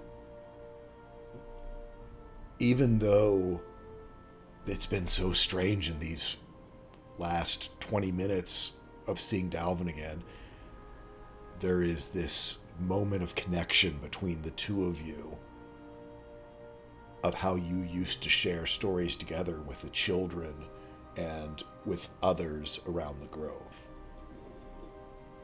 Oh my god, that's so sweet! So I feel this weird sort of kinship that I have no idea where it's coming from. Because like my body remembers it, but my brain doesn't. And so I'm just like, but again, I feel that, but again, I just continue with the story, being like, we will file this away. I'm good at filing away emotions for later, such as this blood hunger that I just had, you know? Let's not think about it. So I'm filing away this for later. Okay. Elspeth, I need you to make another stealth check with advantage. Thank you. That is a total of 13. 13, okay. With everything else that is going on, you've got giant gargoyle in their way. You now have Jad and Rakeesh doing their thing. You are able to make your way all the way sort of up that sort of pathway that leads out onto the main road. sort of through that bottleneck, the gap in the rocks and the cliff faces that leads into this sort of opening. And you're able to make it out onto the main road. Barzul, you could track this 100% of the time. Tamron, what are you up to while this story is being told? You and Barzul sort of shared a moment. You then see his attention get drawn away. You do see Elspeth. You literally, in the grand scheme of everything that's happening, you might as well be invisible. Because of just your size and coloration. Yeah, I think between Barzul taking off and, kind of being in pursuit of this mysterious person, and then seeing... Well, I don't think Barzul's... I'm saying you're he's still watching. There. Okay, cool. Yeah, I he hasn't moved thought you... yet. All right. Yeah. I thought... Okay. I just got... Yeah. Yeah, Barzul I think- draws a little attention. For sure. I think just noticing that, then at least seeing that, kind of Rakeesh and Jod doing some little teamwork action here. It kind of seems like I think even Tamron can kind of understand what's going on. So his eyes will dart over to this woman running away and look back up at Barzul and kind of timidly, kind of like in a whispered voice, say, "Do you know her?" Should we? And I think Barzul is momentarily distracted by the story, by the images, by the memory of what this place was. And as Tamron pulls him back into this, he just looks down at the gnome. Says, "Go to her, quickly." Right. Okay. And Tamron will take off as fast as his little body can take him. And I think Barzul is going to try to obscure that. Yeah, it's gonna be... Go ahead and roll me a stealth at advantage. The DC is really low on this because of everything that's happening and just how small you are. And the fact that it's gray rocks and you're gray skinned and... you are muted if you're speaking with us. Sorry, I believe I also had advantage on that regardless anyway. Yeah. And that was I'm looking for it. It is a 13 total. 13 is fine. You are able to easily run out, follow Elspeth, and sort of catch up to her out on the main road. Y'all have not met before. Elspeth, you have this small sort of gray gnome come sort of running up behind you after you kind of... What you felt was a very sneaky getaway. Yeah. Go ahead. No, I was gonna say that I just rolled a perception check, and it's the best roll I've had all night at an 18. So I think I just hear this little pitter patter of little gnome feet running towards me, and Oh, I'm sorry. Hey, first, are you okay? I saw you when things went bad there, but my friend, he helped, I think. Are you okay? Actually, Elspeth at this point, I think for the first time, notices that she's quite wounded. I think the adrenaline is finally worn off, and after all of the interactions with the tree and with doing triage and nursing people back to health, I think this is the first time that Elspeth has actually taken account of how she is, because it's the first time anyone's asked her how she is. And she looks and she goes,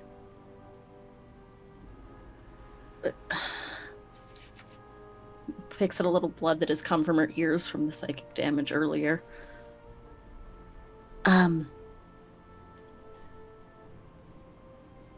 No. I'm really not. You really, yeah, I don't even know why I asked. You look really not okay. But it's going to be. Okay. My friend Rikishi can help again, and we're gonna be fine. We have a whole big plan, and there's actually the big Barzul. He saw you coming over here, and he asked me to come flag you down. But we're gonna be real about this. I think some stirring up is going on over there. But our new friend, did not catch his name. That's on me. But our new friend is helping out too. So I think we're gonna get out of here a little bit, and we can get you patched up and feeling better in no time, and then we can all figure out what exactly we're doing now. Yeah. That's a really good question. Are you going to Falcon Spire? Is that the place with the big blue, the big flame? Yeah. That's where we're heading. That's not where I want to go, but it's probably where I need to go, and I think that that's probably enough. Well, we can figure something else out too. I mean, it's a.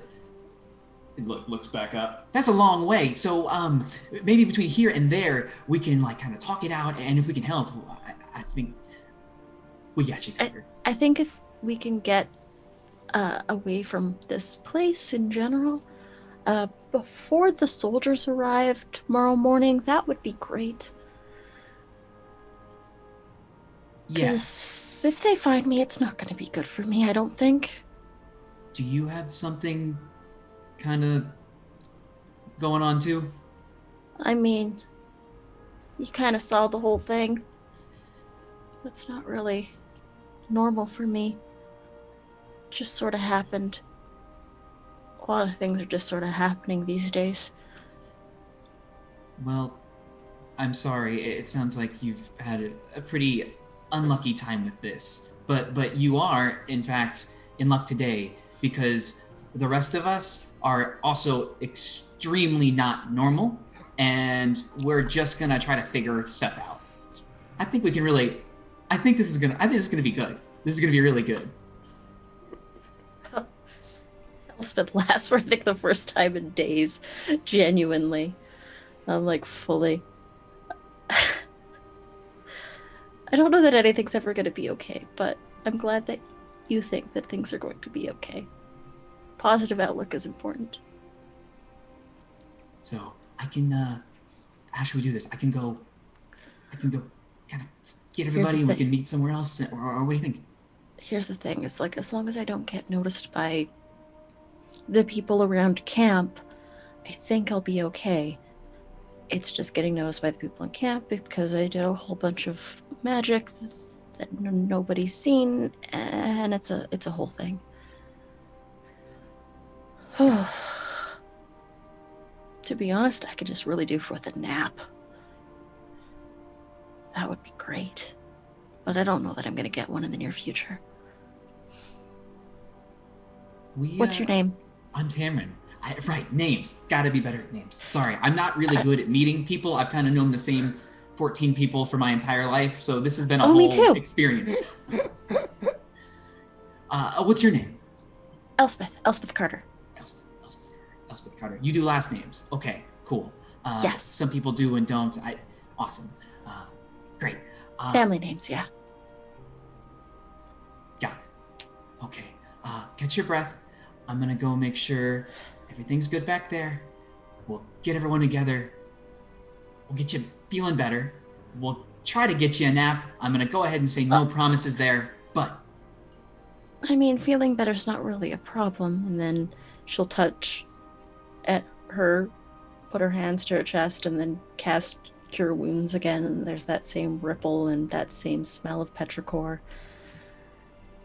And the wounds are... The blood will flake away almost as though it's been washed clean. I have a feeling I can only do that so many times, though. Right. It's really wild. Tamron, you can do some cool things too, though, but yeah. Yeah, depends who you ask. But, I was kind of on the ground for most of that fight, though. Oh, so you didn't see? Honestly, that's a great starting point. We can kind of talk about it, hopefully before it happens again. But that's all besides the point. This is a lot for day one, but I'm feeling good about it. Let's go rally the troops, not the bad troops you talked about, the good. Yeah. Well, I mean, I got chased by werewolves at one point, so I mean, it can't get much weirder. This is the worst and the best day of all time. I'm gonna go. Oh, wait, here. So, that takes a little bit of time. What are Barzul, Rakesh, and Jad doing? Your story probably has come to an end by this point. Barzul, you saw Tamron get out, Elspeth get out. The three of you all are sort of here in the center. There's a little bit of that. They were kind of expecting a song, and they got a ghost story. So there's a little bit of that. From the crowd, but they absolutely kind of listened in. But yeah, they're used to bards being like, happy and drinking songs and try to like raise morale, and this was kind of like dead knights and blood roses. Oh yeah, and a lot of it was very very vivid descriptions of and the thorns pierced their gallbladder and ripped it out. And then the tree roots grew down their throat and into their anus. And so it's a lot of that kind of description in the story. So, Rakesh, you're not familiar. A lot of parents looking around going like, I don't think this is Cars 2. I think we're in the wrong theater. Yeah.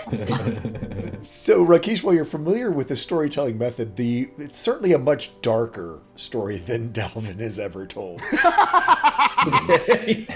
And I think, that's definitely a curiosity for Rakesh, but Rakesh has a lot of questions and they can't all be answered at once. And he's okay with that. He's actually happy to see Dalvin again. He's concerned about Dalvin, but he's happy to see. Dalvin just ate someone. Yeah. But he's alive, and he honestly thought he was the only person who made it out of the conclave. So it's tempered by that mix of emotions. But I think after the story comes to an end, and he sort of snaps himself out of his he opens his eyes and stops creating the sound to accompany it. He bends down and he'll pick up those bandages, the wraps, the medical equipment that Barzul brought over, and he'll look up to Barzul, into his stony eyes and say, "What is it that you seek, my friend?"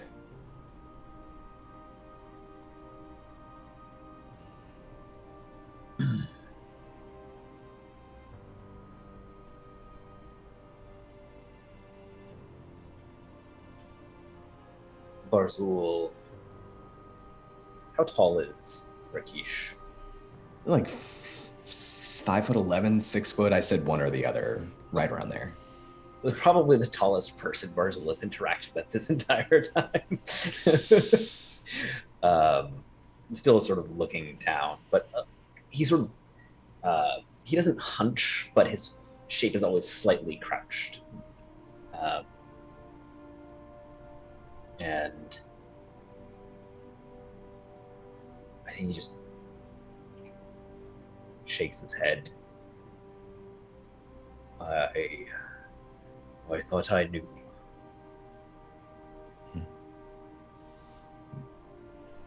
Puts a hand on the stone of his arm, and he leans in a little bit closer, probably so much so that your body, your form actually casts a shadow over him. And he looks up into your eyes again and he says, "I think many of us here are the lost ones. We do not know what it is we seek, just that we seek something more than this. I am going there." He points up to Falcon Spire, that blue flame. "And I want my friends to come with me to be safe on the road. I want that woman who did miracles to be safe. And I saw you come down from the sky. You are not like the other gargoyles. I want you to find your way too. Perhaps this is something we can do together. There, where there's hope. Has Thargan been to Falconspire? Never. No, I don't think that he would have. Certainly, with his reputation, they wouldn't have wanted him in the city. I mean, he's a tool. They would have wanted him on the battlefield, but they would not have. Him being in the It's a tool city. in multiple senses. Right? Oh yeah. Yeah, him being in the city. They're knowing what he had done, what he's done over the course of the war, and his reputation at the coast of the war. Basically, having him in the city would be you're there for something horrible. Would be the immediate assumption if you were ever spotted in the city. So I don't think you would have. I think Barzul follows Rakish's gesture and looks up.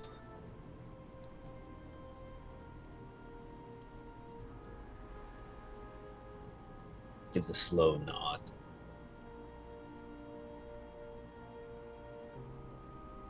Where she goes, I go. I will. He smiles at that.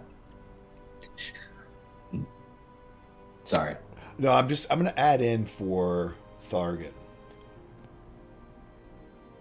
As you look up at Falconspire, having heard someone proclaim that that light is hope, you did a lot of horrible things for the human army. You did a lot. You weren't picky about who hired you. And there certainly is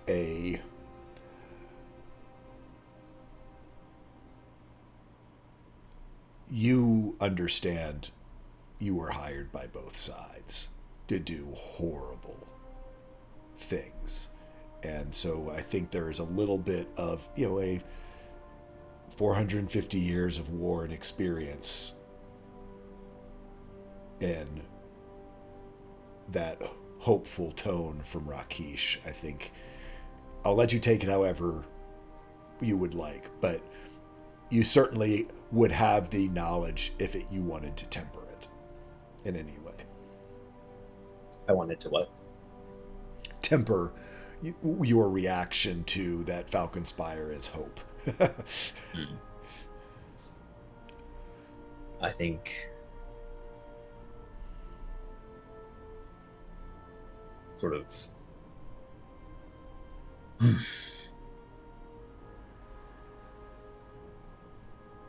we'll see if there is any left. And we'll just Still turn smiles. and begin sort of stalking off. He speaks towards your back as you're walking away, still managing a smile, and he says, "It is all right to be lost. In fact, it is entirely normal. It is when we are lost and then find our way again that we have our greatest stories." And I think Barzul will pause and look back. We are all lost. Just keep going.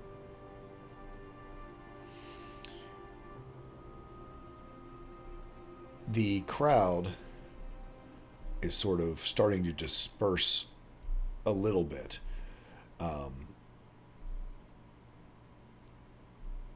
When you have Millie comes bursting out of the tent. Where'd she go? Where'd the girl go? If I hear that, I'm gonna be like, oh, go up to her. As you start to go, Phil grabs your arm and goes, Uh-oh. "You all need to get out of here. I'll take care of Millie. He says, I'll take care of Millie? I'll take care of Millie." Oh, okay. Great.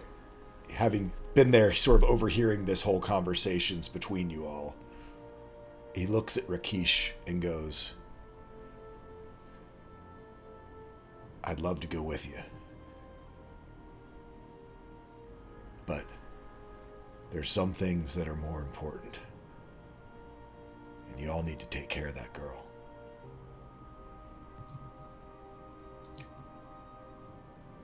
Who is she? I don't know.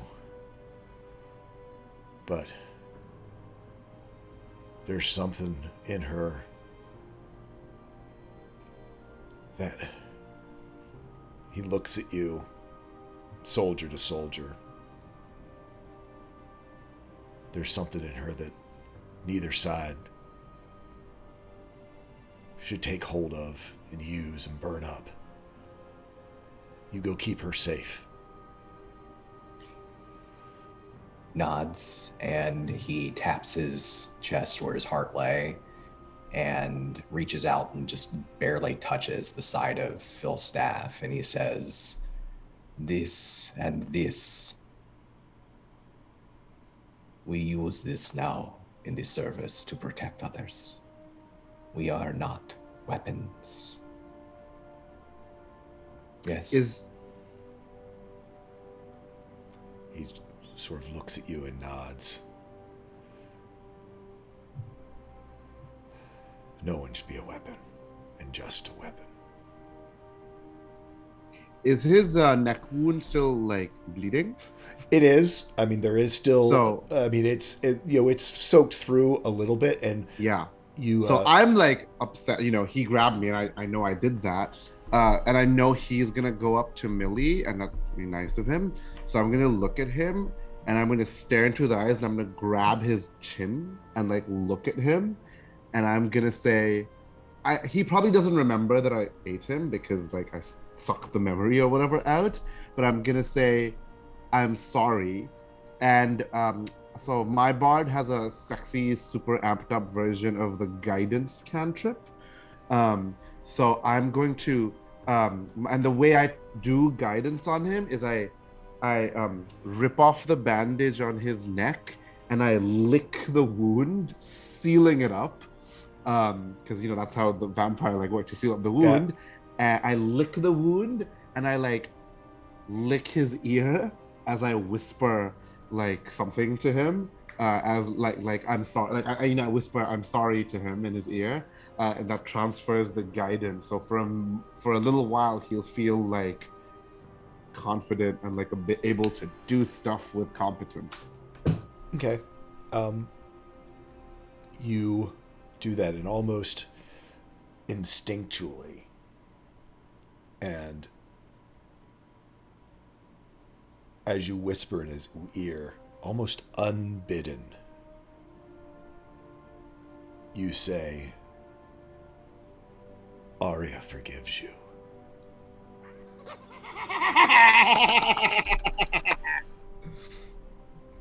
And he looks, and there's almost a recognition that you were there with him. In that memory that's now kind of fading from him and is not just replaying every time he closes his eyes. There's a recognition that you took that. And not in a bad way, but that you helped to heal that memory. And I'm gonna say if we have that moment, that's a feeling that again I'm like, I'm gonna file this away for later. Did I like help someone by eat what? Like this is something I will think about later. Yeah. But hopefully he'll be better at stopping Millie now with my like help. Yeah. So no, he goes over. So he sort of rushes over to her, and there's almost a look on Millie's face. Certainly she's been helping Phil for some time, and as he comes over to her, and I think there's a wariness around everyone else because they see that he has his rod in his hand, and it's not like he points it at them or anything, but they're so used to him kind of being a loose cannon and not sure. There then becomes, people sort of back away and start minding their own business because they don't want to get caught up in whatever it is. And Rakesh, you notice a front that he puts on with Jad's help of back to being that panicked, traumatized soldier, and just starts telling Millie, I need my medicine. I need my tonic. I need my tonic. I need my medicine. They're here. They're all around. He starts looking around and he starts swinging around this rod, and people start dissipating. And she puts her arm around him and looks one last time for Elspeth, but has a bigger concern of the damage that Phil might be able to do. You all are free to maneuver as you would want. I think there's a sort of fascination in his eyes as he watches Dalvin lick the neck wound, and then it actually heals him. And he, he witnesses this, and he doesn't really have judgment on, a good deed is a good deed, regardless of how wet the person's neck gets. And when the commotion starts and the focus is away from them, sort of stands beside Dalvin and he says, I'm going to the top there, to the star. I would ask you to come with me, but I think perhaps you are on your own journey. Can you tell me what your relationship with Dalvin was? So you're not telling Jad, you're telling Sharon. That's right, yeah. So Jay, if you had another thing in mind, feel free to throw it in. But at this point, I think Rakeesh was a very young acolyte. He hadn't been there for an incredibly long time, but he did make his presence known. He did get very involved with all of the people, their lives. He's that kind of person. He wants to know about everything and everybody. And I think Dalvin was another acolyte, probably. Yep. They both were basically was called Scribe Brothers. They basically went through becoming acolytes of the grotto at the same time. So their factual history is the closeness that you would have of someone who sort of graduated with you or something like that. If you all want to have there be something deeper or not deeper, that's fine. I just ask that you all sort of be consensual of whether or not that's something you want to explore with each other, if you want to have a deeper connection. But certainly there is just the brotherhood of both having gone through sort of your initiation rites at the same time and working in the grotto for about 15 months together with these other people who had been deserters or who had found their way to grotto. So here's like the thing that I'll propose, and you can even, Shrong, if you have other ideas you want to add on to it or something, I'm totally open-minded. But I think Rakeesh struggled with understanding the form of storytelling and writing specifically. And this is not something that he's familiar with, not just struggled with understanding it, but even being able to appreciate it. And I want to think that Dalvin perhaps showed Rakeesh or brought Rakeesh in on the beauty of this kind of storytelling, and Rakeesh in turn shared something that he hasn't really shared. He didn't share it, he didn't teach it to Brother Kendall or anyone else there, but he taught Dalvin some of his magic, how to draw the power of sand and air and water and create art out of it. Okay. And so there's at least a creative, a very close creative kinship there. Okay, so this is interesting because, this is not spoiler anymore, but Dalvin is only the body and not the mind in there, right? So I'm going to say, if it's okay with you, Dalvin was in love with you because you taught him this art and creativity and things like that. And you have cool gold fur. And Jad, or whoever Jad was before, doesn't know you, so he cannot be in love with you. But there's this, so Jad is feeling like this person knows about my past. I need to stay with him so that I can learn about what I am, because no one till now, the last 2-3 weeks I've been alive, or sorry, whatever months I've been alive, knows about my past. And also, I'm weirdly drawn to this person. I don't know why, and that's because this vessel was very close with you and in love with you secretly. And so Jad is like, yeah, I'm gonna go wherever this guy is going because like this is the key to my past. But what Jad does is he just shrugs. He's like, I'm a survivor. I go where I need to go. And I guess that's with you. Even though internally he's like, this man is going to solve my past. Okay. Now Rakeesh does one more thing then. So I guess Rakeesh would start to set off outside of the camp, kind of in the direction that he saw Barzul stomp in. He like basically to try to meet the others. Yeah, I think you all sort of are heading up sort of to the north part of the camp, sort of out through this sort of narrow pathway that would lead out to the main road. You probably are going to, at some point, crash into Tamron running back. But y'all can work that out amongst yourselves. Okay. I think there's, before they all meet up, there's one more thing with Dalvin, because he thinks he's Dalvin. He stops and he puts a hand out on your shoulder and he says, there's something I have to show you. It is very, very important. And I say, I would ask you to be careful when you touch me. Are you hungry right now? I'm sorry. Perhaps we need a hand signal when you are hungry. And he's like, that's a good, let's work on that. All right. Here. And gets through his pack. Probably like he has red fur, but it's probably a little redder at the moment. And he withdraws a book. Dalvin would totally know what this book is, I think. Yeah. So what does it look like to me? So this is so the Book of Elspeth is a huge tome, right? And or not Elspeth, Eldath is a huge tome. And I think we described it. Did it have like scale covers, like almost metallic covers? Almost metallic dragon scale. Oh, right. This is the dragon stuff. Right. Yeah.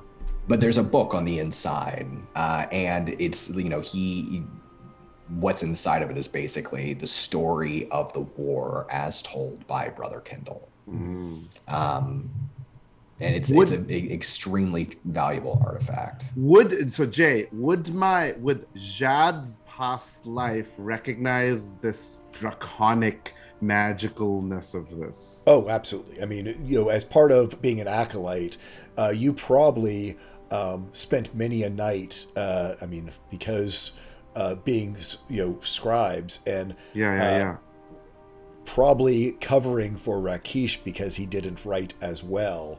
You probably basically, especially with your feelings toward him, kind of did his homework for him would write in the book. Brother Kendall would recite out, and Rakeesh as well. Basically, as you gathered story from people, they would need to get entered, and sometimes Rakeesh would attempt as best as he could to write in it, but most often it was probably Brother Kendall and you. So you would be very familiar with this book. So a different alternate question, right? So Dalvin would recognize it, but what about Jad's pot? Like, what's up? Because this is a dragon thing. Oh, right? not Dragons at all. Are magical and stuff. Yeah, no. This would probably be specifically guarded by warding magic from wizards, and certainly a wizard of Jad's earlier persona's leanings. These would be things that would literally be warded for non-detection by. So I look at that, and I'm gonna say it's that sort of thing that comes into my head more than the acolyte part, and I'm like, that. How did you get that? And so you, Rakeesh, can probably realize that I don't recognize it the way you might think I. Yeah, maybe I'll roll an insight check just to see. Yeah, I'll give you advantage on this because this would be very obvious to read. Yeah, 15. A 15. Yeah. I think. I mean, you absolutely see that there is zero connection.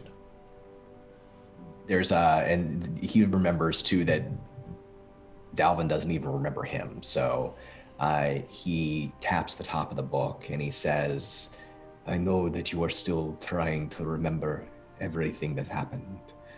But where we come from, our people, we may be the last two alive.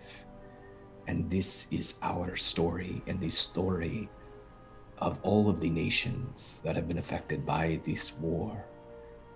When I left, it was our master's last wish that it be protected.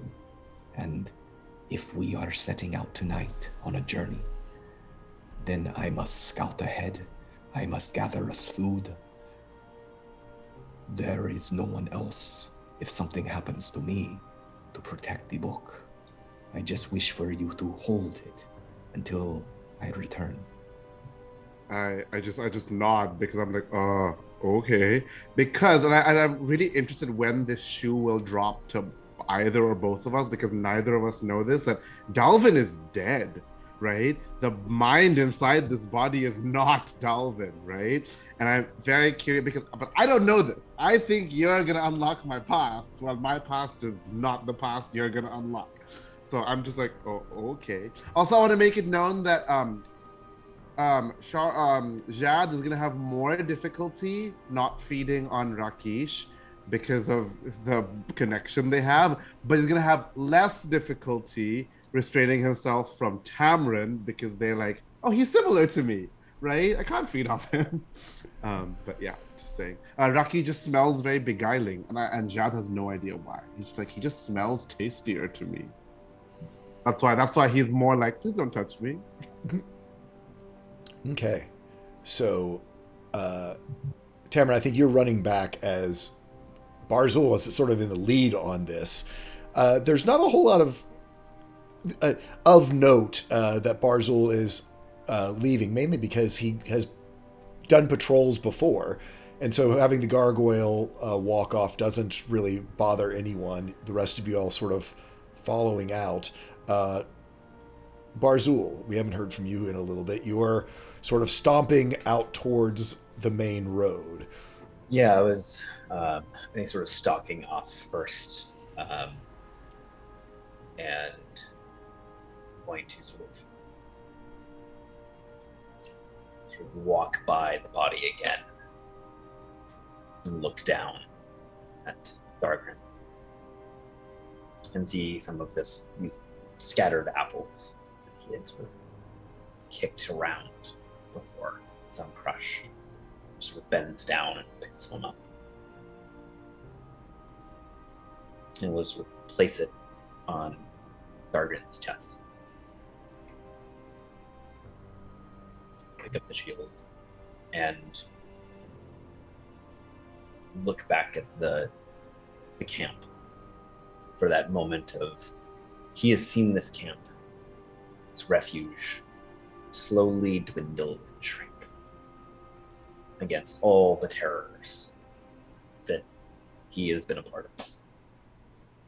And then at the same time, I think there is another feeling, something that comes from this new form, something that this body has been here, probably protecting this place.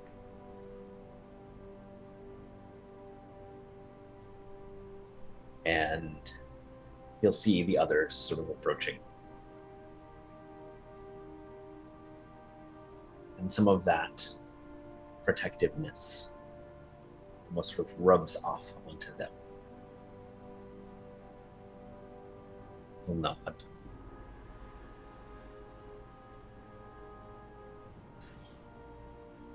And thinking sort of to himself, we will see what will come of this.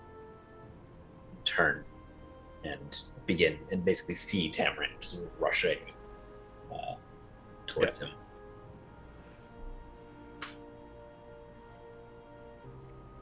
Tamron, you are about to head first into gargoyle, striding three stride lengths, or one stride length for every three of yours. Yeah, combat roll to the side last second to avoid getting smushed. But no, Tamron will run up and very excitedly, but also again trying to like force a little whisper here, just be like, hey, Barzul, I found Elspeth. She's doing okay. She's fine. She's super tired. We just gotta round up the others, and I think we're good to go, and we can get on the road, and Just we sort of can. hold up a hand. Like, this is a lot. Like, that's sort of the gesture that Barzul gives. They are coming. Okay. I can take you to her.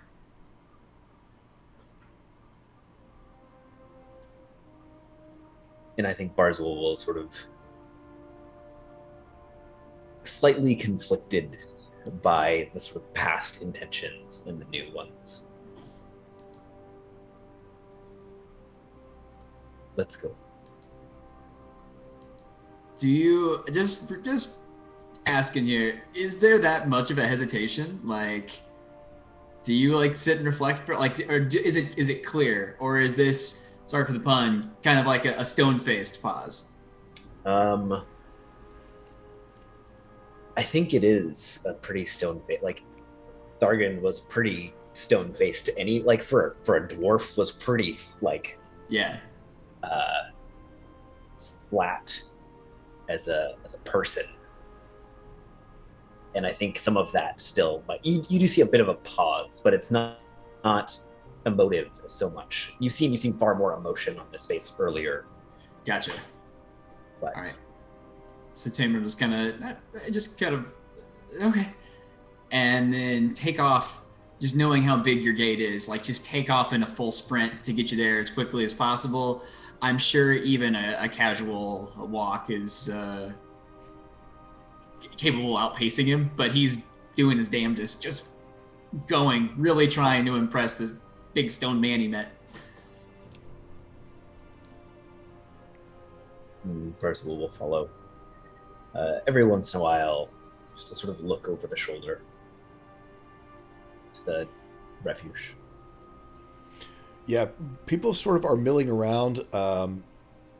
If any of you all, I can't actually. You all have terrible passive perception, but so never mind. Okay, 13's not terrible. Oh, you're talking about them. Them, yeah. Okay, cool. Because they were a little bit further behind.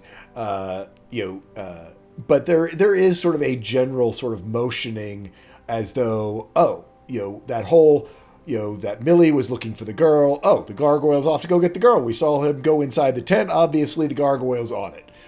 So there does seem to be an explainable reason of what all's happening around them, and in general, there's still some shock from the combat of people, just trying to bring some order back to what had been a normal day to some of this. And again, this is a war-torn society, so there is just sort of that's another Tuesday, a bit to that there's been an attack. Nothing quite like this before here, but also something to chew on. We just took away their main defense mechanism. They don't realize now they don't have they a don't know gargoyle I'm not anymore. coming back. They don't know he's not coming Oh back yeah, yet. but Also, later, chew we on. deal with Well done. It really is like, the Roomba has gone from one room to another. I'm sure the Roomba will come back eventually. Yeah, pretty much.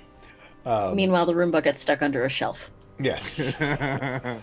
Finds the exit and just goes for it. Yeah. Be free, my Roomba. So, all of you will, just for ease, meet up out on the road. What is the plan? I mean, I heard Rakesh before talking about, trying to fly your way up.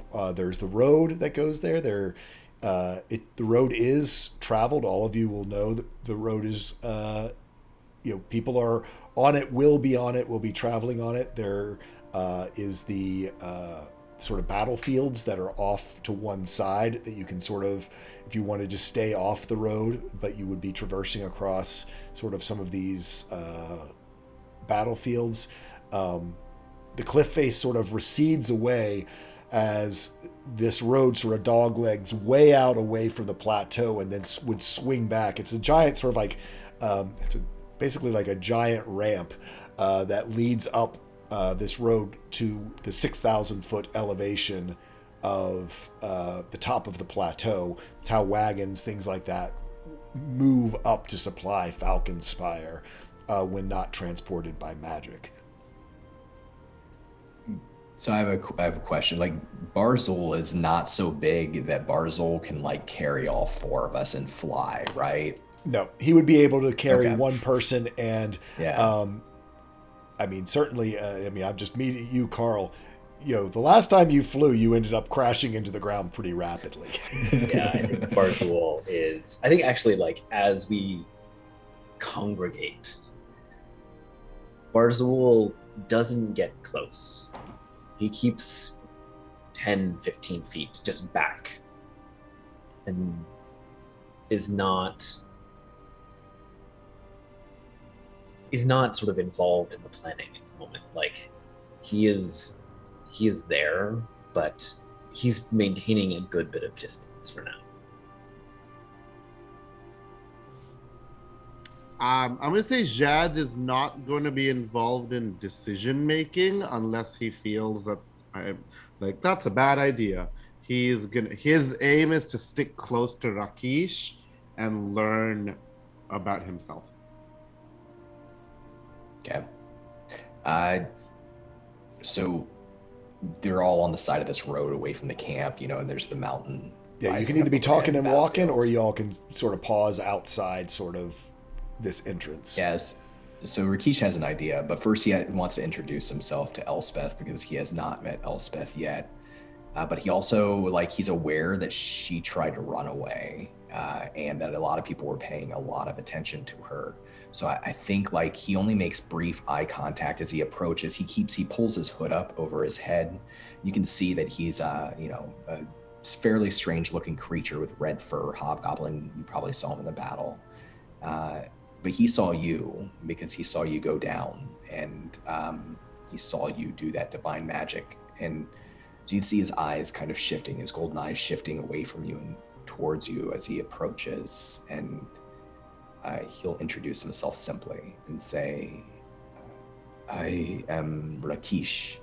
I understand you have met some of my friends. Well, I mean, we spoke very briefly during the fight. You were the one that helped me up. Thank you Yep. for that, by the way. Cameron, I know. Cameron's pretty nice. I don't really know what my plan is. I am pretty sure that if the military gets hold of me, it's not going to be good.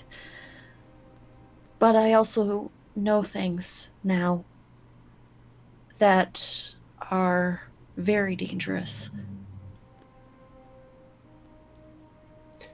I understand. I do. I not nudge understand. Rakeesh. I was like, don't forget me, I'm hot. He gestures and gestures aside. This is Dalvin. Dalvin is a dear friend, an old friend. Dalvin is also very nice. And I smile and my fangs glitter.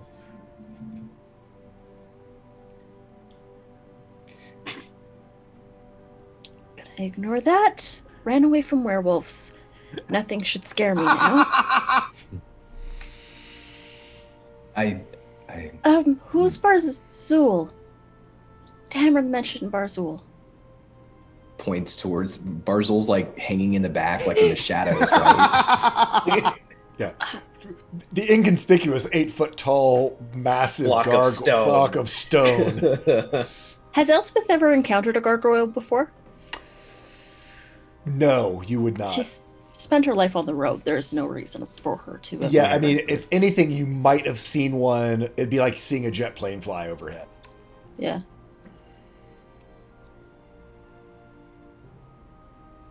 Hi, Barzul.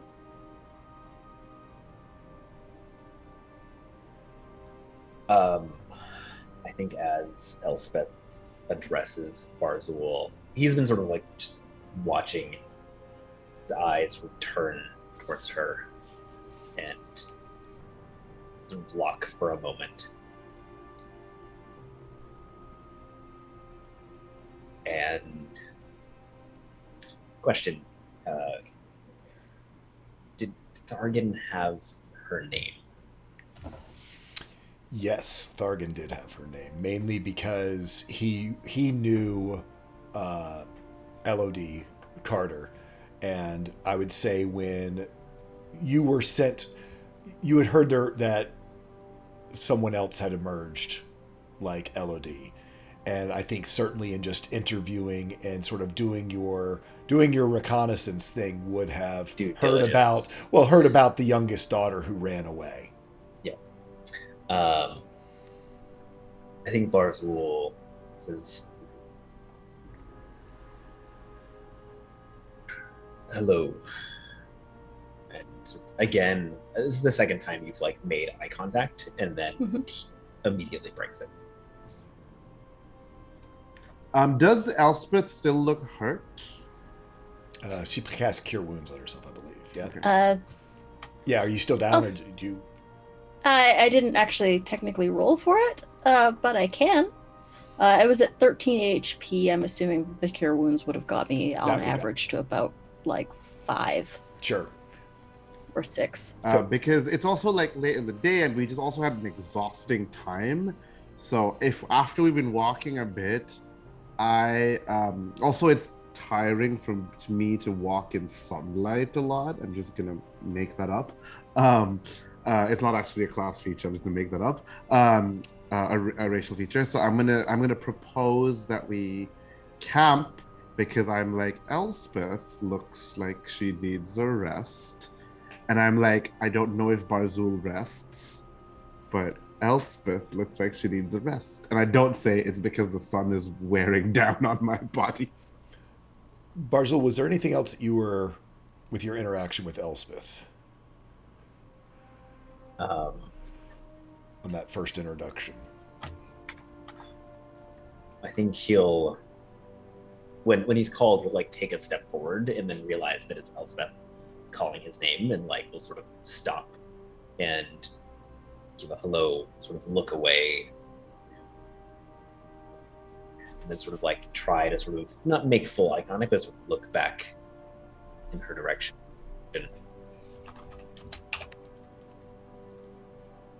I believe we are going where you are.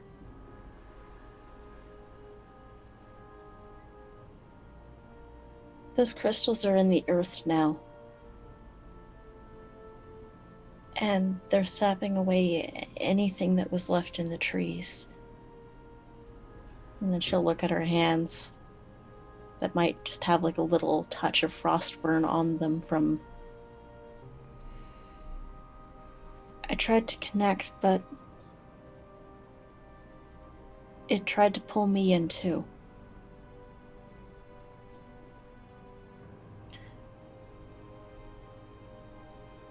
This is dangerous information.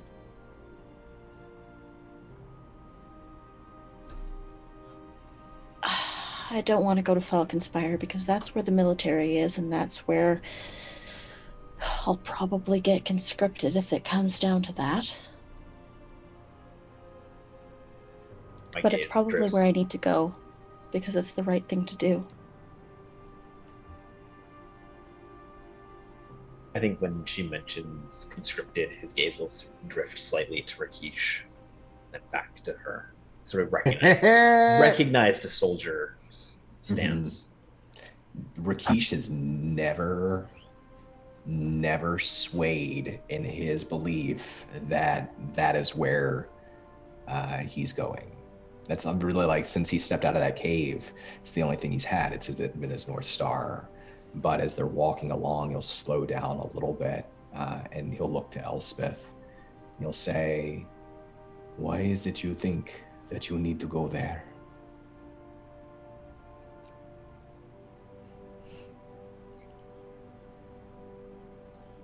The light drew me to it. It reminds me of this.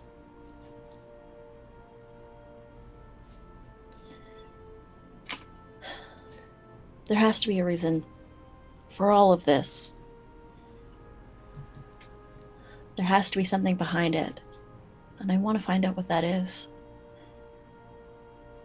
Falconspire at least would be a way for me to tell warn somebody that this is what's happening. That whatever this weapon is, I think it takes away the divinity from things. And those resources are very few and far between these days. Then if you are going, and we are all going to the star at the top of the mountain, we must keep you hidden, prepare well before we get there, and be certain we are smart.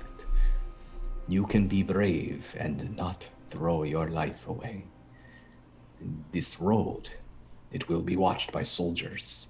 If they are coming to the camp and they find out you are no longer there, they will follow us along this path. I believe it may be wise if we camp to find somewhere hidden, a cave somewhere off the road where they will not look for us. I can do this for us. I can find us a safe place before the sun sets.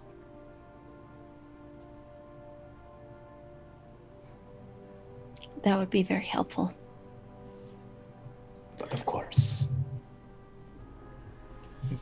Okay, I'd say, Rakesh, if you want to roll me a survival, I'll give you advantage because of your background. If you don't already have, Sure. it. And he, to be clear too, I think he wants to scout ahead and go off and do this quickly. I grabbed Because the he book can. when you said that, right? You're like, take my book when I go scouting ahead, right? Yeah. Or he said, yeah, take the book. Yeah. So he hands you the book, and he says, perhaps tonight at camp you can read some of these stories. It might jog your memory a little. Oh, that's actually really interesting because if there are any histories of great magical deeds, that might jog a memory, just not the memory you think. Yep. So Yeah. in that case, roll me a stealth check, and I'll give you advantage. Okay. Yeah, so he says goodbye quickly and he moves off. He summons, he summons a little bit of fey magic and these wisping tendrils of almost like smoke. It's almost like tornado kind of fall around his legs and bluster around his cloak. So he's able to move very, very quickly. And he says goodbye to Tamarin, tells Tamarin to look after everyone else, be brave. And he just on his way up the mountain says to Barzul, you are not as lost as you think you are, my friend. You are in good company. And then speeds up. So roll me that stealth with advantage. Hey, a 24, that's pretty good. Ooh! Okay. So yeah, you guys, you look 1 second and then Rakesh is gone, has disappeared. And do you all stay put, or do you keep moving a little bit while he's off looking and scouting ahead? As Rakesh goes off, Barzul will turn to the others. We should get off the road at the very least. Not too far. Rakesh needs to find us. He seems the kind that could. Okay. So you guys sort of step off the road. You don't want to get too far away. You're sort of get a little bit sort of out into one of the old, battlefields. Hasn't been active in a long time, but there's plenty of rubble and ruin and broken battlement, and certainly Barzul, can pretty much all but make a dome with his wings that you all can be underneath of, so that you would and blend in very well. Tamarin as well sort of has natural camouflage in this area, and you wait there. About 10 minutes go by. 20 minutes go by. An hour goes by. Night begins to fall. It gets later, and there's no sign of Rakesh.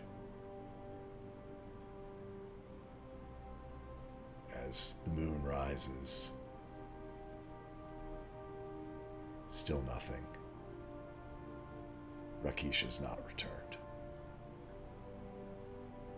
And that is where we're going to end tonight's episode. It was the worst natural 19 ever. Or maybe he just found something so amazing he doesn't want to come back to us. Like, Who knows? I'll just leave those. Leave those folks. I found a better book. Oh my gosh, we've got a rating party of 80. Right at the end. Literally as we're about to man, sign we're off. Just signing off after Yeah. dire news Yeah. that Rakeesh found a Margaritaville and he's not coming back home. Yeah. So- Hi, everyone. Greetings. What's up, We guys? literally are just about to sign off. We just left on our cliffhanger where our rogue ran off to go scout ahead and has not returned after multiple hours. But we can at least let you know who we are. We'll be here every week at this same time. Again, appreciate you all for the raid. I'm probably going to be bouncing you right on to somebody else. But let's go around and meet our cast and where we can find them. We're going to go in reverse. Bird, let's start with you. Sorry, I was muted. Hey, I'm Bird vs. Plane. You can find me everywhere at that name. Twitch, Twitter. Yeah, I'm a charity streamer occasionally, probably once summer is over and I have free time again. This was awesome. I'm so glad we're finally together and learning this dynamic. This is a ton of fun. Next up, we have Carl. Right. My name is Carl Nelson. You can find me on Twitter at Carl Nelson. I am a designer and occasional CCBR RPG streamer here and on the Bard's Playhouse on Wednesday nights. But yeah, I'm so happy. I'm sort of freaked out. Awesome. Next up, we have Don. Hey everybody, I'm Don. I'm a professional game master and TTRPG designer working on Dark Matter and Fallout and some other fun things. You can find me on Twitter if you would like at Donathan Fry if you're interested in the things that I do. Otherwise, I'm just looking forward to being back here and finding out what happened to my rogue, where he is gone. I'm gonna hope Margaritaville, but I have suspicion that it's not that. It's not Margaritaville. Next up, we have Anita. Hi, I'm Anita or Panita or Critical Misses. You can find me everywhere online at Panita or at Critical Misses. I'm a TTRPG streamer, graphic designer, producer, cat mom above the space. So yeah, you can check out my schedule on the Critical Misses Network. That's where you can find me most often. But I've been Elspeth Carter for tonight. That's me. And last but not least, Sharong. And I'm Sharang Biswas. I'm a game designer, writer, and interactive artist. Currently, I'm artist in residence at the Museum of the Moving Image. And you can find me on Twitter at Sharang Biswas. I have a pinned tweet which links to a lot of my stuff. You can check that out. And quick plug, the platform Moat, which is at Moat Stories on Twitter, just commissioned me and Avery Alder and Julian Yunsu Davis, a bunch of other designers, to make a bunch of cool storytelling games for free on their website using their cool free storytelling platform. That's a cool technological thing they've done to allow people to tell text-based games and storytelling games. So check that out. I made a game about flirting Pokemon battles. So check out their cool work. They're supporting indie designers, and it's a really interesting platform. So Great. And last but not least, I am Tall Squall. I am your dungeon master, and do thank you all for the giant raid that came in. We do run the channel 100% for charity. We will be back next week with more of The Hollowed, this sort of dark, war-torn story of this group of folks who are maybe not as lost as they think they are. Thank you so much for tuning in. Until next time, gather your friends together and tell a story. And I'm going to send you all over to Cypher of Tyr to raid over there. Have a great one, everyone. woot! Bye-bye.